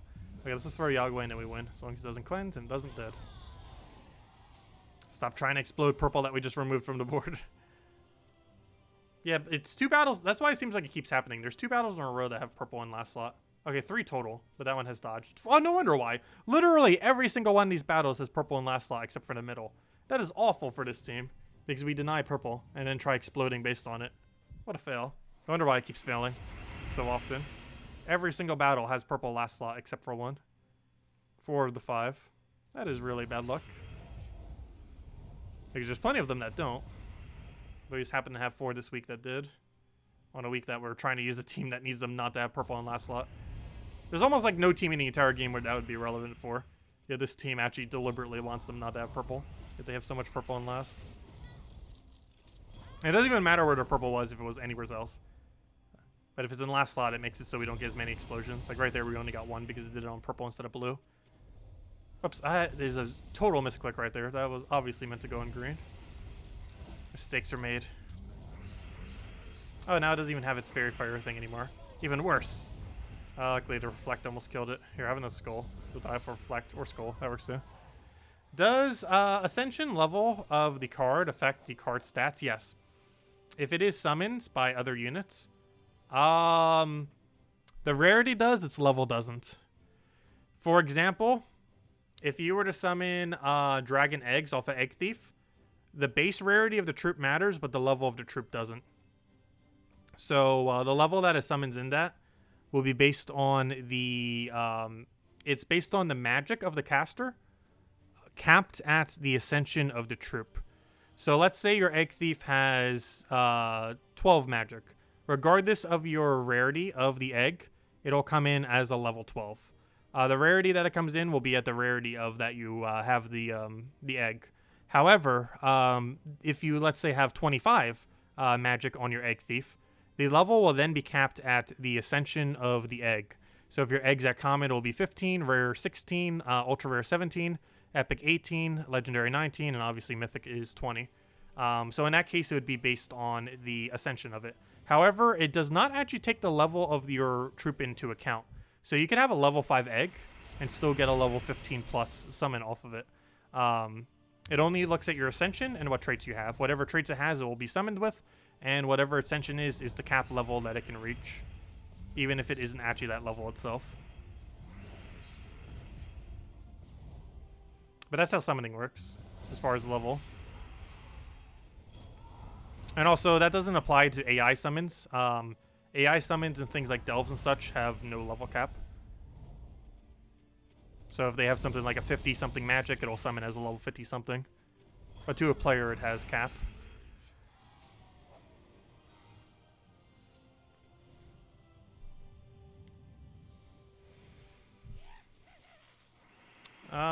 Big grab here. And also player-like areas like PvP, obviously. Let's see. We'll do that. Get our thing right there. Grab our green to get both of them up again. Yagway him into Yagway, and that should be matched because I can't Fairy Fire his last slot anyways.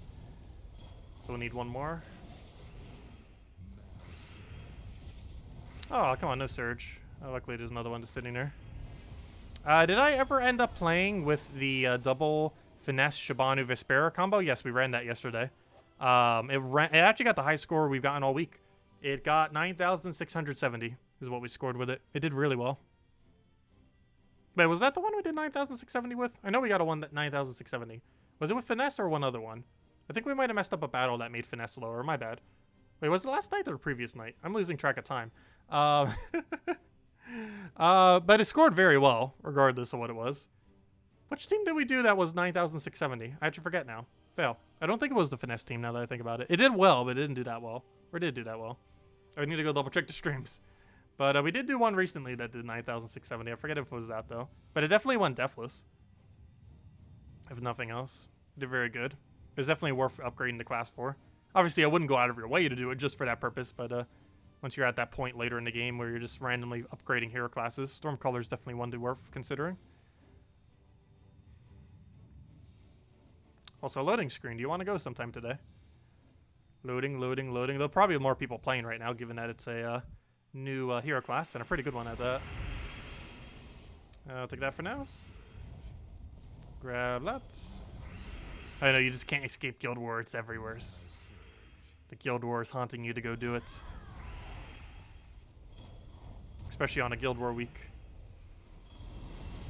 Really? Can we please stop getting no explosion on purple? Also, why did I not just cast on first slot? But I had a guaranteed chance to not do it on purple.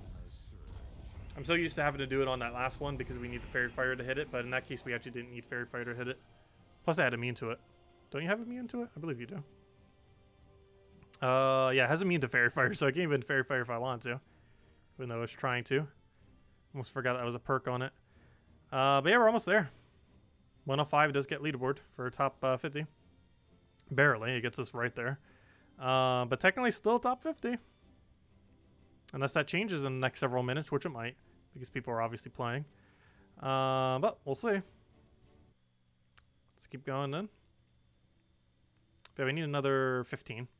And then we'll see where we are from there. You keep wanting to play on my screen. Oh, that's really annoying with how I normally have my stream set up. I have to set it up slightly weirdly, so I don't accidentally try clicking on the stream screen. Because if I try clicking on the stream screen, it'll obviously just mess it up. Yeah, I've done that so many times. So many times. And when I'm recording videos, I do it in the bottom right just so I don't get distracted by it and accidentally try doing it. But normally when I'm doing a stream, it's a little bit closer to where the thing actually is. But I got to make sure I never do it right underneath or right to the side of it. It has to be like to the corner of it. Because if it's specifically adjacent, especially right below, you'll accidentally think that the one below is the actual game rather than the one that's you're actually playing. Yeah, that's really annoying. I've had that happen so many times. I think that's the first time I ever mentioned that on stream, but it happens way too often. It's probably not that noticeable when it happens, but if I ever like misclick on screen and say, oops, misclick or something like that, that's probably what's happening like almost every time. I'm like clicking on the wrong image of it. I'm trying to click on the playback rather than the actual game. I've been really good about not doing it during videos, but it happens during streams on occasion. Oops, I did not want this. Should we go for some free stats? Oh, it went away too quickly. Also, apparently it didn't fix that glitch. We could have gone for some free stats. Let's see. I never intentionally use that glitch, but it happens from time to time. Luckily, that time we didn't actually trigger it. We triggered a screen to click on it, but we didn't actually click anything. Let's see. Hopefully that gets fixed by next patch. Because I'm pretty sure bots are using that to guarantee get 200% extra stats. There's almost a 100% chance bots are using it. Also, why did I just take a skull there? Because bots could consistently get it every time. I feel like humans can only get it about 1 in 5 times. Okay, good, it's still at 0. Exactly what we want to see it at. Otherwise, we're going to waste sigils. And I have definitely done that before. It has actually cost us 10 gems before. Because it made me lose more sigils, so I couldn't get 10 gems during one of the class events in the past class event. When I misclicked on it. There we go, the one that doesn't have any purple. And they were dead. Oh, he somehow lived, barely. Please take a skull. Oh, I should have just baited a skull. Could have already won. Now we don't really have a way to do so. Yeah, let's kill all that.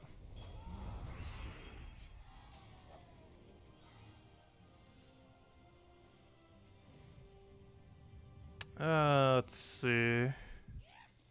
Got a Vow Raven in play. We'll grab a... I'll take a red for now. Get our Yagwe down. Get another thing going. Do it on green. Get our Yagwe again.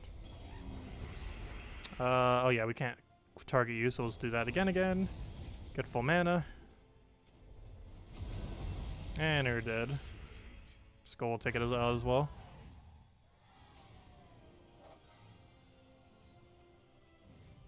There we go. I just wanted to see if it still works. Hey, wait. Did I actually fix it? Or did we just misclick it wrong? Because we actually clicked it and it didn't give it to us. Interesting. I wonder if I actually took away our sigils. Or if it's still set to it. If it's not set to it, then it definitely didn't do anything. But who knows? Maybe they did fix it. I believe they are aware of it at this point. I'm surprised it hasn't been fixed yet. It's been around since the game mode came out. Or like since sigils have existed with that little bonus thing. The glitch has existed. So it's been a while. Let's see. Nope, I just didn't click on it. Fail. But yeah, our sigils didn't do it. I actually want to do it real quick just to see if it still works. It seems like the glitch still works, but I haven't confirmed this patch. Let's see. They really need to fix it soon, though. They didn't use extra sigils, right? Shouldn't have. Let me double check. How many sigils do we have prior to doing that? 51. And that was 2 battles ago. Oh, yeah. So, yeah, it didn't eat up any extra. Makes sense. Okay. Too slow. We'll get it eventually. Let's see. What do we even want here? Grab green for now.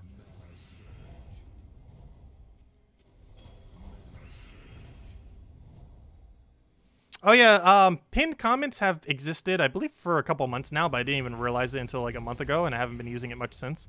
But yeah, it's a new feature YouTube added, I believe, earlier this year. I only recently figured it out about a month ago or so. There's also not too many instances where I would need to use it. But yeah, it is possible to pin comments to streams now, which is pretty cool. Oops, that's not what I meant to do. I'm not trying to exploit. I'm just trying to see if the glitch still works. Apparently it probably does, if that screen even comes up at all during that. All they have to do is just add a longer delay to it just so it would never pop up properly. And it'd be fine. But they haven't yet. For whatever reason. Also, that freeze is annoying. Can't get rid of it on first slot. Okay, please hit blue. Why do you have to hit purple? It's so annoying when it does that. Okay, let's just do this with full mana and then Yalgway him down. Let's get our double kill. Well, it's a good team for Guild Wars today. Blue Guild War. Blue Guild War, generally building around Corvash tends to be one of your better options for the Guild War day. Mostly because you get the double mana drain and the double stun, while him also just being a good stunner in general. And just building around that tends to be one of your better options for Blue Guild War day. Azura is also pretty nice to consider into your team. And other than that, looking at what blue mythics you have and seeing if any of them feel worth it to use are also your next best bet as far as teams.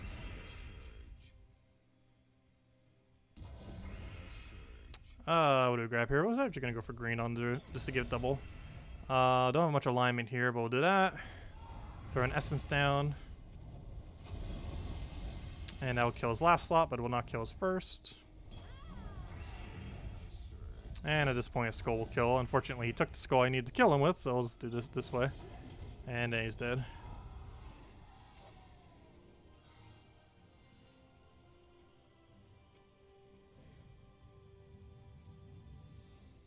I know we can still get into that screen, so I'm just misclicking.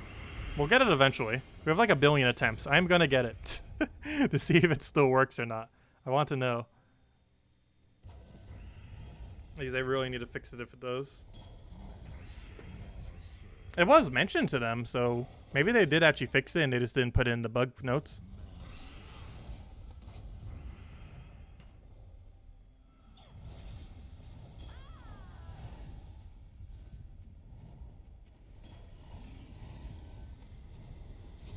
Good hit red, nice, and skull randomly kills it.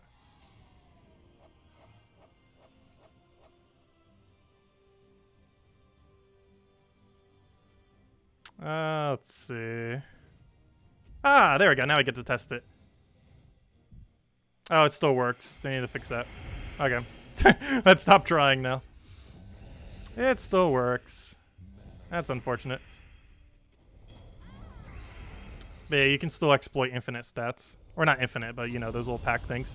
It's so hard to click that only bots are really using it. But, yeah, that's unfortunate, though. Because bots can do that 100% consistency. Players definitely cannot. As you can tell by me failing at it like 10 times in a row. And it doesn't eat any extra sigils either. Which is the biggest issue with it. Like, if it ate sigils, then it wouldn't matter as much. But it actually does not eat sigils. It does if you keep it on that game mode, obviously. But if you put it back, it does it it checks as soon as you click this battle button on how many sigils it uses. Because that's how much it actually costs. Like, if I move it here, it'll say 3. But because we click on it prior, it actually charges us 1, and then we can change it to whatever difficulty. But yeah, bots are using that a lot to make leaderboard. And it's a problem that they still haven't fixed for whatever reason. Let's see, we'll take that. Because you can basically set up a bot to play the game and consistently get it at doing the full bonus. Which would make the bot win at a much quicker rate by having consistent 200% extra stats. What do we grab there? Take that for now. What are bots doing exactly? They'd basically be going and essentially you would only even need a bot for that screen. Though some people probably have bots that can play the entire game. I've seen them in before. Someone even literally live streamed it on Steam before. It was kind of funny. A long while back. That was like 3-4 years ago. And they were pretty good too. Like insanely good. Not Celestasia. That one, Yellow Blue Troop with Empower was actually really good for it. But, I forgot her name. Astral Spirit. But anyways, basically what's happening is bots are, doing it so they can consistently get 200% extra stats for free every single time they do their sigil-related battles. And that applies to every sigil-related game mode. I'm not sure if the current top leaderboard is a bot, but any leaderboard that has extra stats is suspicious, because bots would have the advantage always. Not just the normal bot advantages, but also just the extra stats that they can consistently get compared to a player. How is that free for bots? Because it doesn't cost any sigils to do that. And a bot can do it at 100% consistency, whereas a player is normally going to miss. Oh, I got it. There we go. But you just do that, and then boom, 200% stats. Oh, no, actually, I didn't even do it in time. Never mind. We didn't even get the extra stats. But that's basically what they're doing. But a player will mess it up a lot, as you can see. Even when I got it, I didn't get it. But bots can do it at 100% consistency.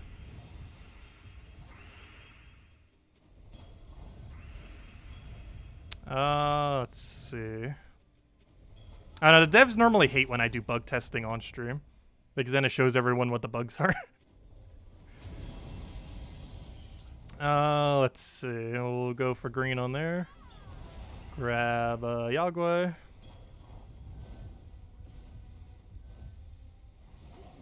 What do I even take here? We'll grab red over there. I'll take Skull. I know he's dead. Oh, it did actually give us stats. Did it? That's weird. It didn't give us the stats, but it still went to 200. It's really weird. But it didn't actually give us stats, but it still showed up as 200% there.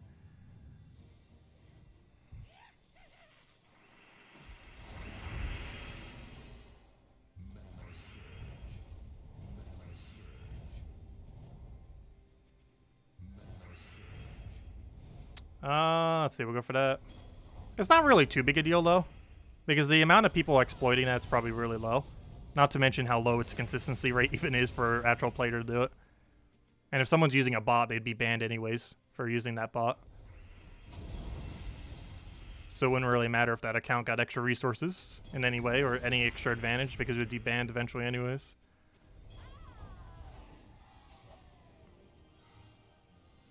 Like, you can deliberately try to get it, and you're only going to get it like 1 in 5, 1 in 10 times. So it's not really affecting much. And most people who would even want to have that benefit likely already have more sigils than they ever know what to do with. Like right now when we're doing a class event like this.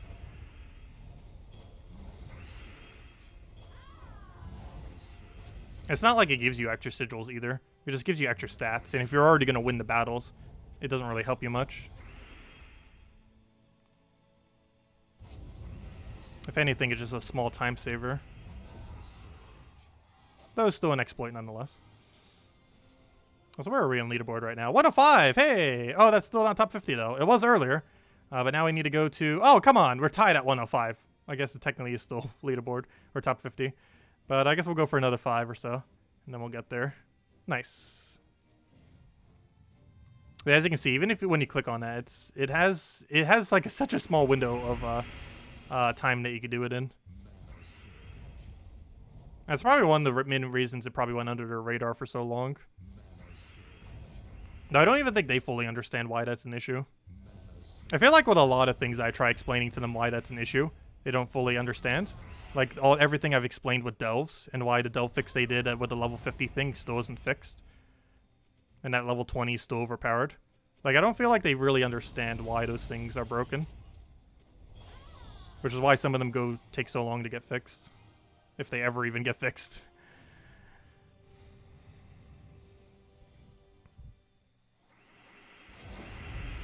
What do we grab here? I'll take that for now.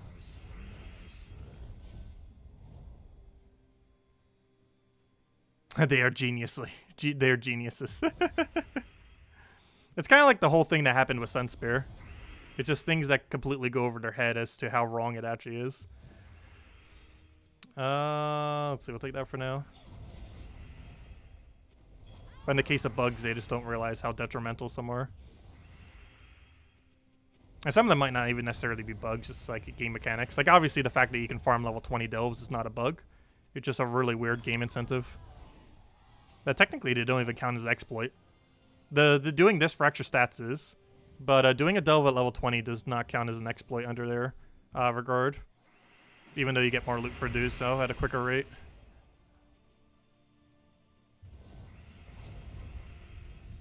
Let's see. We'll take that for now. We'll grab Tulio. Get a Yagway in there. Essence that one down. Get our other Tulio. And he'd be dead. Hello, Gustavo! Welcome.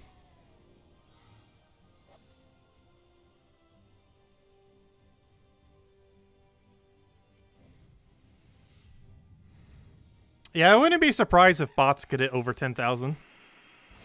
I don't think you can manipulate cascading RNG, though, so I'm not sure how exactly they would do that.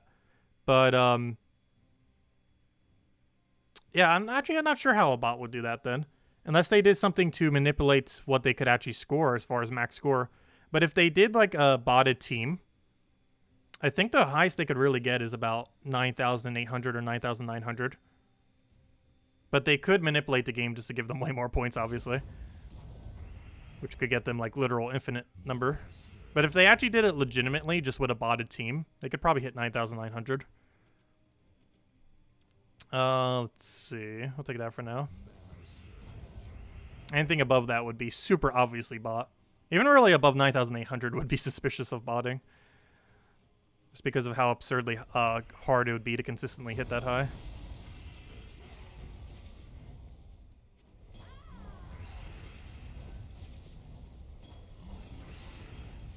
The highest average I would say that any player could do is about 9,700. Theoretically could be a little bit higher than that. But if your average over the 6 days is higher than, if you divide it by 6 and it's higher than 9,700, that is slightly suspicious. Unless you just got absurdly lucky. It is very hard to hit 6 days above 9,700. All 6 days. It's possible, but very unlikely. What do we even take here? Take that for now.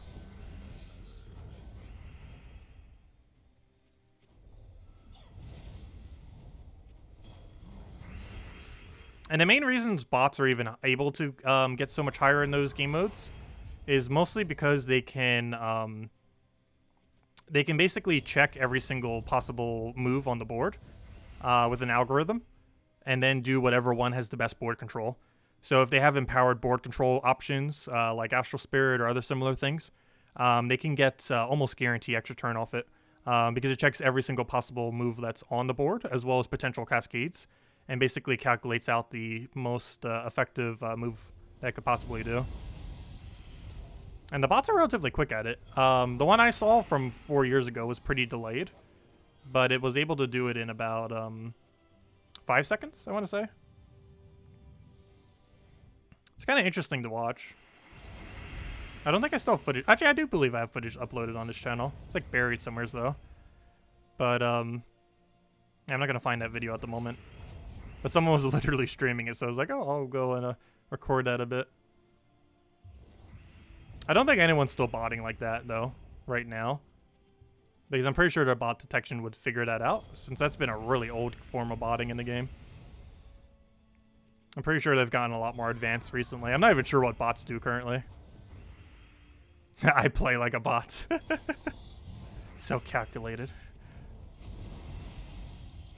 And he's dead. Let's take that down for now. I have no clue how you even start to make an algorithm for something like that. I don't know advanced maths that well. I'm really good at quick, like, basic maths. Anything that starts getting to more advanced stuff, I have, like, no clue how to do properly. I do really like math, though. It's interesting. I'll take that down for now. Grab our greens. Unfortunately, that's not full mana. Let's grab that. Get an essence, and then he dies off of Yagway there.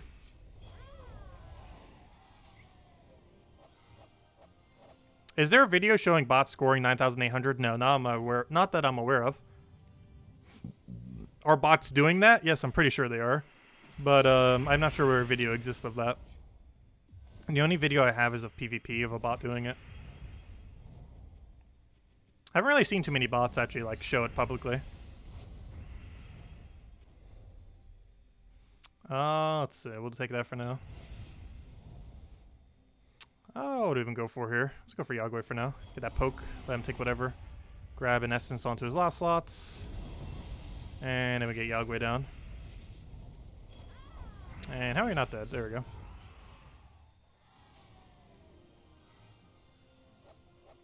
There we go. Also, how far are we right now anyways?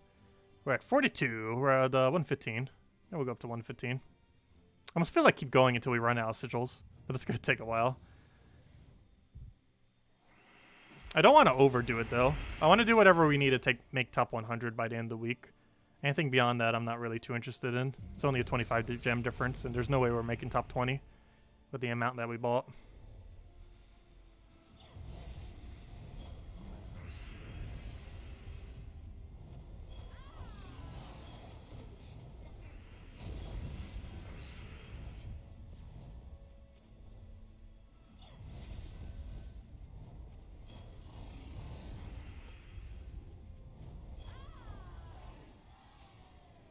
Yeah, I'm gonna be splitting the sigils between today and tomorrow. That's why I'm not going all the way. We're just gonna be stopping at this one. They'll still mess with a few other battles though, of course. Also, has anyone found any interesting monk teams? I showed some earlier. Most of them are really situational though. I haven't found anything where you would 100% always use monk in. Most of them are situational based on what stats effects the enemy is using. Because one of the biggest benefits of this hero class is stats effect counter. It is the best stats effect counter of any hero class in the game. And it is really solid for that role. Which is a pretty useful role in Guild Wars. However, it doesn't get used in as many other locations.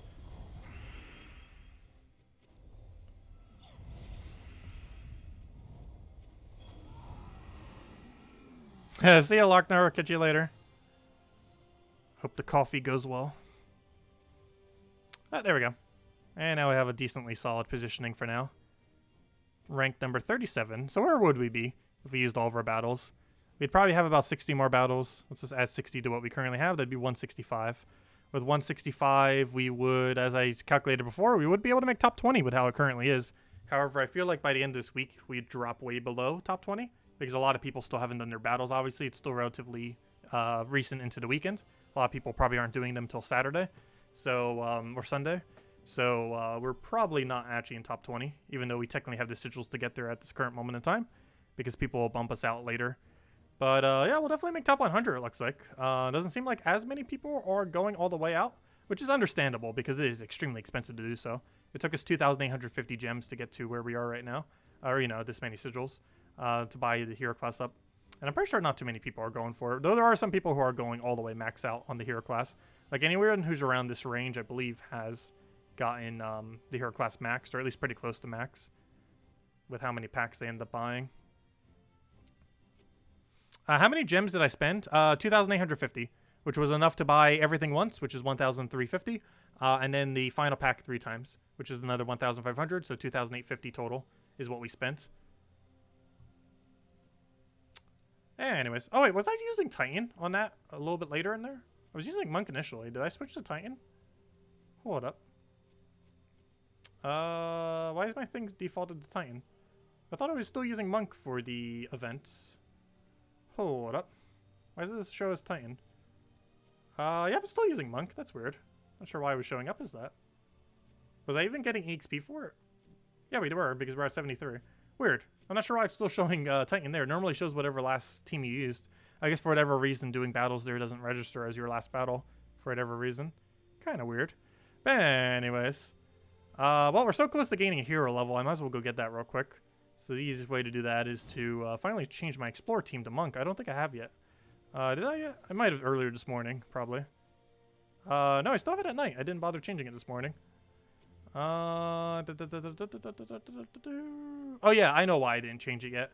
I was farming the last little levels this morning off the event itself because it gives a little bit extra EXP because you get those EXP milestones. So I was doing off of that. I wasn't doing off Explore. Yeah, let's go get a quick hero level. We're so close. Might as well. We only need like 20 battles to go get it. Quick killing these things should quickly get us that.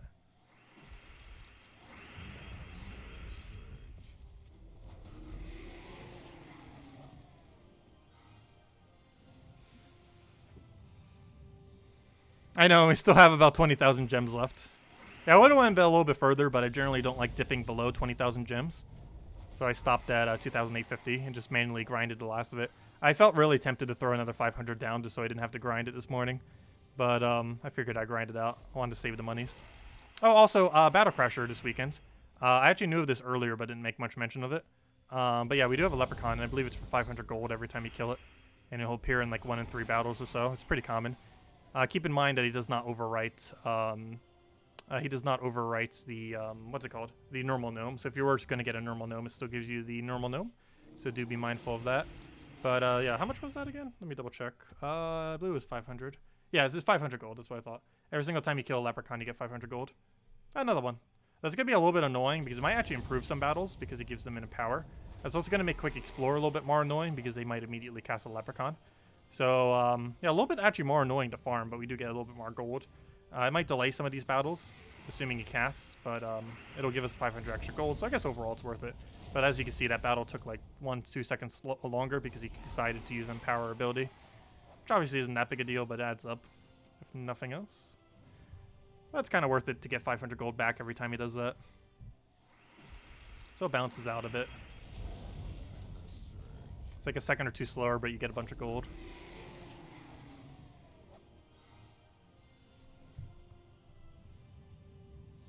And he doesn't always cast, but normally he will, given that he has Empower.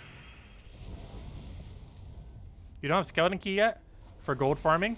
Cedric Skeleton Key Egg Thief? Yes, that is the team. Skeleton Key you get off of 250 wins off Thief Hero class. Thief Hero class you get from completing Alsatian, and then getting 250 wins on the Thief Hero class. We did not have full mana there. That's unfortunate.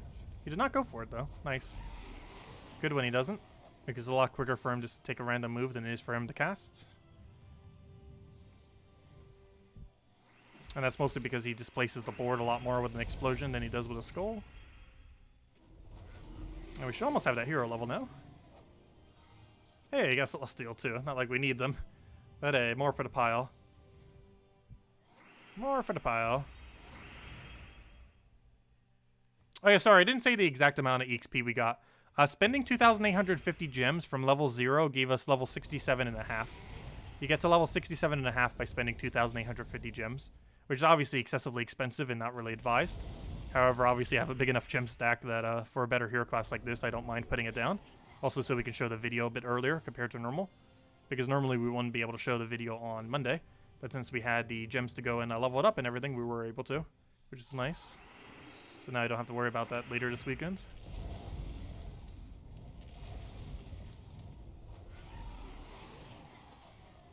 Yeah, it's a lot of EXP, but the biggest issue is that it costs more than 1 EXP, or it costs more than 1 gem per EXP. Once you get to the final pack, it costs 1-to-1. 1 gem goes to 1 EXP. However, that's still pretty expensive. Like this battle right here, boom, worth 1 gem. Like every battle you ever do, boom, worth 1 gem, or if not 2 gem, if you get 2 EXP for the battle. So it's pretty expensive to actually buy it with gems, but it's very quick since you get it instantaneously.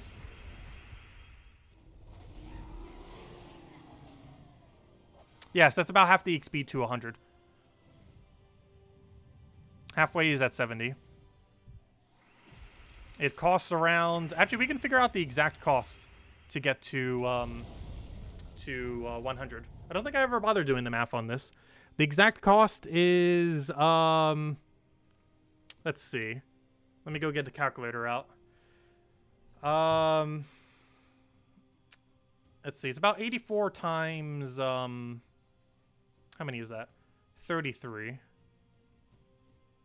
Times 33. Divide that by 500, goes in 6 times. So it would have been 6 more packs than we bought. So it costs exactly 5,500. Oh, sorry. Where's the other math? It would cost exactly 5,350 gems. Wait, sorry. My bad, my bad. I forgot to calculate what I already had. My bad. I was right the first time. It's 5,850. My bad. If you wanted to immediately get a hero class from 0 to 100, it would cost 5,850 gems. However, you could do it for 500 less gems if you were also going to be doing the entirety of the event. Otherwise, if you wanted it immediately and not bother with the event, it would cost you 5,850 gems to immediately get a hero from level 0 to level 100. That's obviously pretty expensive, and I highly doubt too many people do it, but there are some amount of people that do.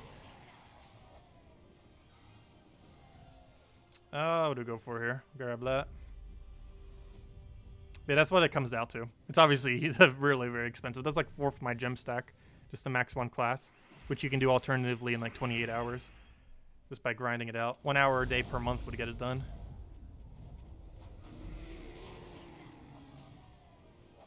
Battle Crasher, I believe, ends on Monday. It's either Monday or Tuesday.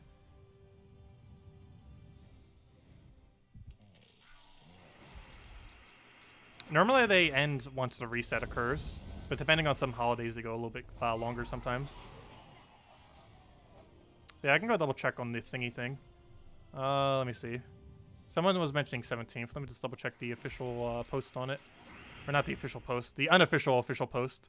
The Terran's World thing that looks at the in-game files. What am I looking for? I'm looking for events. And how long does Battle Crasher go for? It goes until the... where is it? 17th, yes. So that means likely till the end of Monday then, when it says 17th. But yeah, it does last till the 17th.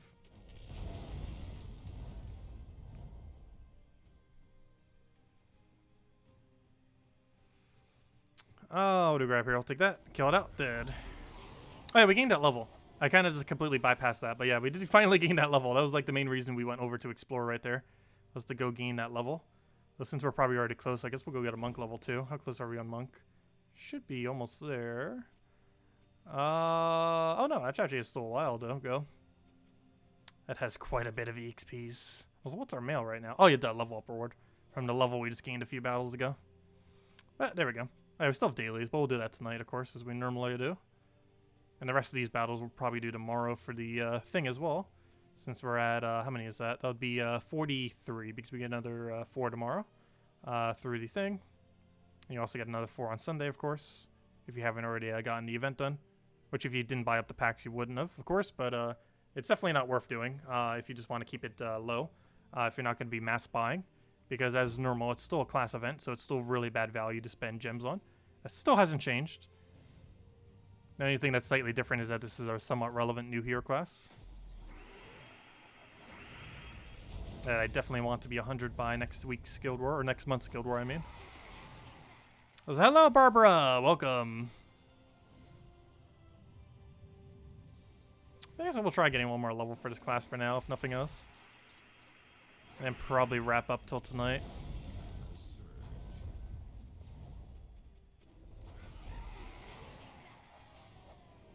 But we'll probably do a little bit more team testing tonight, too. It's one of those kind of things that you use basically situationally, though. Only to plop it into your team to use it for its stats effects. Or, you know, the counter stats effect immunities. Has a really high amount, the highest of any hero class, which is pretty relevant. I believe it's also... Actually, that's not true. I was going to say it has the most immunities of anything in the game that has a cleanse. However, that's not true. Voice of Orpheus actually has more. But as far as hero classes are concerned, it does have the highest amount of immunities. As well as the highest amount with anything with a cleanse as far as hero classes. Which obviously, if it was ranked for one, it would be ranked for both.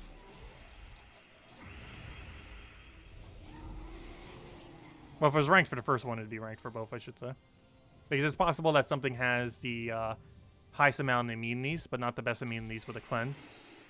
But it does fit both categories. Since having the most immunities would automatically make it the best with a cleanse as well. Since you can just use a weapon. However, it does have a natural cleanse on top of that weapon, even if you did use a weapon for it. You just got String Fiddler. He's okay. What's the best team to be built around him? He's normally used with a all-goblin team. I believe I still have it saved. It was in that one video that I still haven't done yet because I need to go do it hopefully this weekend. I keep putting it off. Where was it? The new goblin meta. Or it's one of them. It's It's Norbert's Turnip, which you might not have. Toad Squeezer, String Fiddler, and Truffle. It's one of the best looping goblin teams. Or actually, it's the best looping goblin teams that doesn't use any repeats.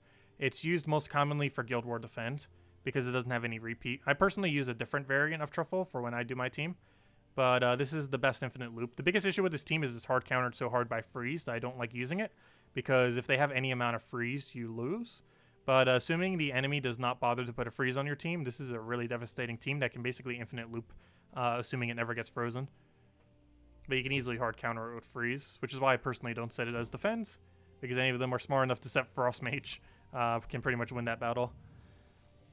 It's not a guarantee win, setting a freeze obviously, but it's it definitely substantially increases the rate at which you would win against that team, compared to not running freeze. It's still capable of beating it without a freeze. Have multiple times, but it's not advised. Definitely a lot harder to do it that way. Oh, we actually didn't get a kill. Oh, I know why. We're not set to pure armor, are we? And if we are, then I guess it's just because the extra 20 life on him end up making it slightly higher. But nope, that's what I thought. We're not on armor. Because we should be able to kill everything here, even the extra 20 life. Oh, that would explain it. I haven't been running armor the whole last, like, 15 minutes we've been grinding this out. That's a slight fail. Would explain why he lived.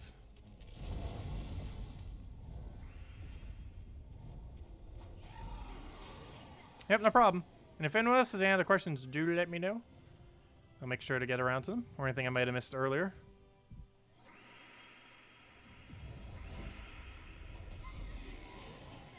And then the last objective of this stream will probably just be to get this last level that we're doing right now, level 74. And of course, we'll slowly chip it up over the next week or two. Could theoretically do it all this weekend, but that means we'd have to farm for another 5 hours or so between today, tomorrow, and Sunday. And I don't want to grind it out that much. Actually, probably closer to 4 hours per each of those days, but still. We might farm that much total tomorrow, but over the course of this entire weekend, we're probably only going to put another 6-7 hours into it. We'll get it there eventually. I'm not in any rush. As long as it gets done by next Guild War, which is still a while away since there's a Guild War right now. Whole month away. What medals are you most effective for Guild War Defense? The most effective medal setup for Guild War Defense will now be running 3 seasons. This will exist as of Monday. But as of Monday, you can run 3 seasons, which gives you 12 attack, 12 HP, and 12 armor. This covers pretty much all your bases. You could maybe do 2 seasons with a Cedric if you want to, or 20% with a Cedric with a seasons, or some combination of that. But regardless, you're going to be using some amount of seasons as your best option. And it will cover a lot of ground, since not only does it give you the durability of if you set pure HP or pure armor, but it would also give you attack value on top of that.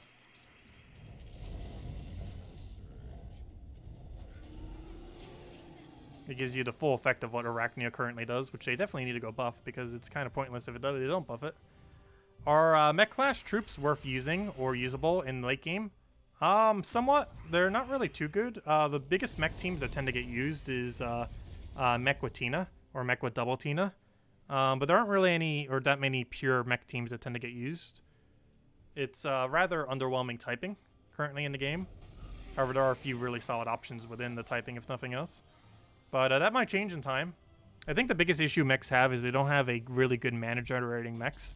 Every mech that mana generates isn't particularly good at doing so. They definitely have the damage output though. Tina is really great for damage. They just don't have proper mana accumulation. And even if you waste your hero slot for it, it's not always the best. But right now, the best team I believe that's pure mech is Hero with Mountain Crusher. That one brown-purple mech that has board control with the Gem Destroy thing. I forget its name.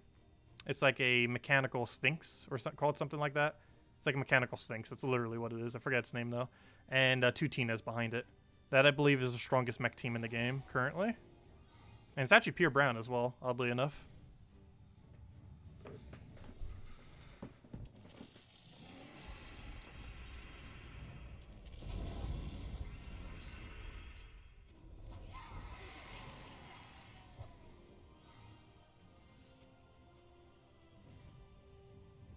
But aside from that, there aren't really too many noteworthy things within mechs, as far as team composition-wise. Bomb bots used to be meta under mechs with Mechanist class. However, that fell off quite a while ago. Once we got better explore options that could like instantly kill out these things in one shot. Like Rowan getting better boost ratio. I believe that was around the time they did 2x boost ratio for Rowan as well. Around the time that Bombot was a thing. Most of you probably don't remember Bombot meta. It was quite a few years ago, but it was really meta at the time. And I believe it was around the time Rowan got her buff. Rowan at one point in the game had a 1x boost ratio for her armor, but it was eventually increased to what we know today of the 2x, which made her exceptionally good as more and more stats come into the game. Because with that boost ratio, she gains more boost ratio from having higher stats than almost any other boost ratio troop in the game. Even things like Ketris and such. Just because every single armor is 2 whole additional damage. Whereas with something like Ketris, he needs 2 stats in order to gain a single point, which is 4 times less effective than what Rowan does for armor. Of course, theoretically, if we got one of all stats compared to 1 additional armor, it would benefit both Rowan and Ketris the exact same amount. However, we tend to get a lot more armor and HP compared to attack, magic, HP, and armor. So with that being said, Rowan just naturally actually gets more damage than anything else, because even things that have a similar boost ratio like Ketris, at least overall stat-wise, technically is less, because less attack and magic come into the game than HP and armor. So it's kind of interesting how that pans out. So over time, Rowan just keeps increasingly getting better. And this has been the case, particularly in the last year. She's went from being something that was pretty decent to like full-blown meta, just because more armor coming into the game makes her stronger, and armor comes in at a higher rate than any other stat. Well, armor and HP, but of course she uses the armor aspect. How do you get magic after making all kingdoms level 10? A few other ways is from Underworld you get a few magic. If your guild completes all epic tasks, you would get additional magic, as well as all the normal purple tasks, if you aren't currently doing the normal ones. But both the normal ones and the epic purple tasks both give a +2 magic bonus. That's stacked for a +4 total per week. Other than that, medals, of course. If you have 3 Nisha medals, you can get potentially +12 magic if you're not using any other medals in your team composition. What else? Level 20 kingdoms once they exist. However, currently none exist, but they will by the end of this year. We'll start seeing our first level 20 kingdoms. And, what else I forgot? I feel like just something else. I think that's everything. I don't think I missed anything.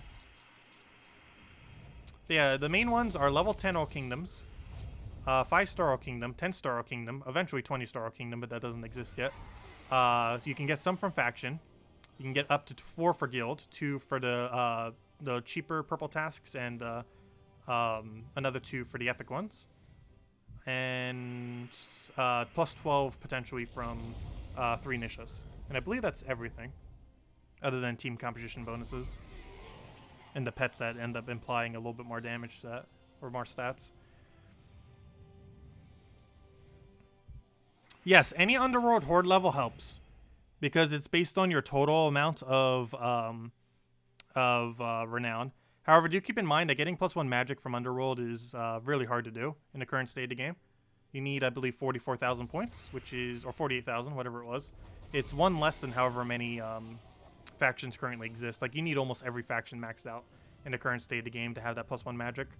It'll be a lot more accessible probably in several more months from now, but at the current moment in time it is really hard to actually have +1 magic from Underworld. And also with how Underworld is currently structured, you're only ever going to get +1 magic from it. It's a lot of effort just to get 1 magic. Obviously extremely late into the game you can go for that, but if you're in late game even, you probably wouldn't even bother with it, because it takes a lot of grinding to get to that point. And a lot of gems on potioned up events, because very few of them are capable of being done without potions, or at least in a reasonable manner anyways, because a lot of factions are obviously really hard at 500 pure faction, especially without potions. Yeah, I mentioned that. Kingdom level and power level, which I call star level. Yeah, technically power level is their official name. I just call them star level though. People understand a lot better if I call them stars. And kingdom level is called kingdom level. That's their actual official name.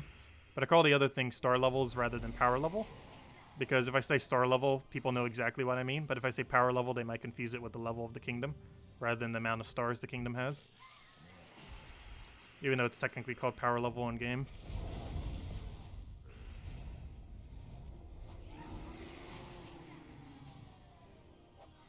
Thank you, Ader. Greatly appreciated. Also, there we go. Level 74 hero class. And we got our tribute ready. Please drop us somehow 550 gems. You know you want to. It's not even possible. Highest tribute is 33 gems, which I have never gotten before. I've never gotten over 30. Which I believe the highest I've ever gotten was 25 or 26 or something. But it theoretically is possible to get a 33 gem tribute. You'd have to get every single one of your kingdoms to hit tribute. And the chance of that is like 0.000001 or something. Like, you have a better chance of winning a lottery than getting 34 gems from your kingdoms. It is theoretically possible, though. Is there a gem mastery limit in this game? No, but there are a limited amount that you can accumulate through the game, so kind of yes. Also, they end up adding a cap to it. Way back, like 4.5 years ago, they changed how mastery works. Before, it would cap out at 100%. Now it caps at about 73%. However, with the amount of mastery that currently exists in the game, the realistic max that you could ever really reach is about 69 or 70%. Because you would need infinite mastery to actually hit 73. So even with millions, I believe you'd only be at like 71 or something, or 72. It would never actually reach like 73 completely. But yeah, with how the calculation is, I believe in the current state of the game with all the mastery we have, the realistic max is like 66, 67 to all of them. However, if you went all in on one color like I did, I believe you can end up going as high as about 69 to almost 70 into one specific color. Like if I go check mine right now, I believe we're 68% purple. And that will eventually be 69. Oh no, we're actually 67% purple. So yeah, I believe 69% is realistically the highest you could ever get one mastery, with the realistic highest being about 67% all of them, if you split them all evenly. But yeah, those are like the realistic maxes. Even though theoretically 73 could be possible, but we need to have infinite in every mastery, which is obviously not possible. Let's see. When you build a team, it will tell you at the stats boosts which apply, including pets, etc. Oh yeah, if you go to a team, you can see all the bonuses that you have. Over here, if we click on this team, we can see the bonuses that we have for having some Shentang stuff. And then we can see everything else, like the medals we have equipped, the one that we get from faction renown, the one we get from guild bonuses, and the one we get from kingdom bonuses. And right now, we currently have the max amount of stats we can have. So what you see under kingdom bonuses, guild bonuses, and renown bonus are the highest they can ever be. And everything from here changes depending on what you set for your medals or depending on what your team composition is. But these three are the ones that apply to every team we ever do, assuming it's not arena. And they're all as max as they can currently get. So if any of your values here are not this high, that means you don't currently have max stats for it. For this, you need like 48,000 renown, something ridiculously high to have all that. For this, you need every single... Oh yeah, I forgot one. Adding... Actually, I guess that applies to kingdom level. But getting those deed levels technically gives you extra stats as well. However, that technically is under kingdom level. But anyways, as far as where these stats come from... Actually, never mind. Your stats can actually be slightly higher than this, because I haven't used all my imperial deeds. I believe your stats can actually be 3 higher than what my kingdom bonuses show, technically. Because I didn't bother using all my imperial deeds yet. Mostly because I'm waiting to use them on magic. But anyways. Yeah, those stats are from underneath the kingdom bonuses. Those are from 5-star kingdoms, 10-star kingdoms, level 10 kingdoms, and level 15 kingdoms. So those 4 things. For the guild bonuses, those are from doing all the normal tasks and then doing all the epic tasks per week. And renown bonuses from 48,000 renown. And that's where all 3 of those things are from. I believe 48,000. I keep saying 48,000. Isn't that how many it is? Sorry, not 48,000. 44,000. I was right the first time. But yeah, 44,000 renown is how you get all those stats. And we're slightly higher than that right now. Let's see. Do you know how to speak Spanish? That I do not. I did take it in high school, but I have no clue how to speak it properly. Because I was so bad at pronouncing things that I have no clue how I did not fail my Spanish classes. But, yeah, I didn't really retain it that well. But unfortunately, no, I do not know Spanish. I know how to, like, form sentences in Spanish, though, oddly enough. So if I saw a bunch of words, I could kind of, like, tell if it was, like, a proper sentence. But aside from that, I don't remember, like, barely any words, other than some, like, transitional words here and there and stuff. Should probably learn it more eventually. But anyways, does anyone else have any other questions or anything I missed? So prior to level 1,500, we should apply to Magic Mastery first. No, you should spread them all evenly. You should spread all of your masteries evenly. The only reason I have them all plopped into one single color is mostly because I felt like it. Literally no other reason other than I always put all my purple into purple. There's no actual logical reason to do so because your mastery % surge chance is actually lower if you go all in one color. Prior to owning all weapons, you sometimes color focus, but after having all the weapons, you should just even them out. I didn't do that with this account just so we'd have the highest purple surge chance in the entire game. However, there's no actual real benefit to that because your overall percent chance to surge is actually lower. My percent chance to surge is like 4 to 5% lower than anyone else in the game who went even on everything. But in return, we have like a 2 to 3 higher percent chance to surge on purple. But overall, we're missing like a 12% difference on surge chance just to have a slightly higher chance for purple. But anyways, guys, I'm going to be heading out for now. We'll be back in 5.5 hours from now at 8 p.m. Eastern Standard Time. We'll mostly be messing around with dailies, probably messing around a little bit more with Monk, and maybe we'll do some team exploring with it. Not actual explore, but well, we'll probably do some explore. But you know, like actual team building and see what else we can do. Because what I built so far was just what I could quickly figure out in the morning, based on what I kind of know would be good for. But I don't know, we might need to test a little bit more, see what we can end up doing with the class, and see how it goes from there. As the class definitely has quite a bit of potential. And see what other teams it might be able to be used in. It's one of those kind of things that you would kind of put into a team as a utility, though, more so than using it for everything. Your only mythic is Arachnine Weaver. What team would you recommend for him? Arachnine Weaver is actually pretty nice. I actually went over a team with it this morning, too. Ends up working out pretty nice. It's this one. It's Lamashtu, Life and Death, Arachnine Weaver, and King Averlon. This ends up working out really insanely well. It's also one of the best defend teams in the entire game, which you'd mostly use this for defend. However, you can use it offensively. This ends up converting yellow to purple, which makes it really good for yellow Guild War defend as well if you're using specifically for that day. Has Life and Death, which is a great weapon to not die with. Has Arachnine Weaver for the true damage into a bunch of explosions. It also gets resummons onto your first slot of web spinners when it inevitably dies. And King Averlon gives your entire team half mana start, other than the one that already has Empower, of course. But the rest of your team gets half mana start. You can do this with 2 different hero classes, either Orb Weaver or Monk. Which way you feel is better really just depends. But if you have Orb Weaver already leveled, you can just do Orb Weaver. However, if you don't have either leveled, I'd probably go down the Monk route and try it with that. I'm not sure which one is definitively better, but I will be testing it in next week's Guild War because I believe the day already came where we had the day this week. Actually, let me see. Otherwise, we might test it this week. Have we had Yellow Guild War yet this week? That's not what I want to check. It is today, so I can't change it. Oh, no, I'm actually using it for Blue Day. Yeah, which was today. Never mind, that was tomorrow. Or yesterday. But as you can see, it's 1-1, which is technically the highest win rate we have so far of any of these. But, yeah, unfortunately, we don't get to test it this week. That's weird. Why oh, yeah, I was using the mirror variant. That's why I was using it on Blue rather than Yellow Day. But, it's a great Yellow defense. However, you can use it on any day, as you can see, just by adapting the first slot. But yeah, Arachnine Weaver's the key component of it, too. It's the hardest component to obtain. Possibility you might lack another component, but it's definitely the hardest one of the 4 to actually get your hands on. So having it already is pretty nice. Other than that, you can just run it with various true damage teams. Anything that can do true damage to the last 2 slots, so you can bring it into kill range, tends to be pretty good with Weaver. And then you get your explosions, and you just go crazy, keep casting it over and over again until you win. Once you get your first explosion with it, you pretty much already locked down the battle to win in most situations. But anyways, guys. Oh, wait, sorry, one other question I missed. Do you have a soul team? You don't have Ferris Ra. Yeah, there's a soul team that can run without Ferris Ra. You can use Dragon Soul with any 3 Necromancy troops, or Dragon Soul with double Necromancy into any Purple Storm. I believe this other soul farming team we had can technically be ran without Ferris Ra. Where'd it go? Yeah, you can run this team with it. Phylacracy, Sacrificial Priest, Leprechaun, Leprechaun. And just run double Leprechaun, or even run Greed, so you can go for Greed into Leprechaun, into Phylacracy, into Sacrificial Priest, or just go double Leprechaun, either or. But yeah, you can replace out the Ferris Ra there for either a Necromancy troop or something else to assist out your team, like another Leprechaun or something, or a gold gaining troop. And then Phylacracy immediately into Sacrificial Priests, and then kill. And you do that on Explore level 1. And as long as you have enough damage to kill out Explore level 1, that should end up working out pretty well. However, you do need to have enough damage that kills Explore 1. If you have less than that amount of damage, this team won't work. Dragon Soul would work a little bit more consistent. Oh yeah, you could do double Sacrificial Priest if you don't have the damage. I guess that could work. It takes a little while to get 2 Sacrificial Priests up compared to 1 though. But it does have 75% mana start, so I guess it's not that bad.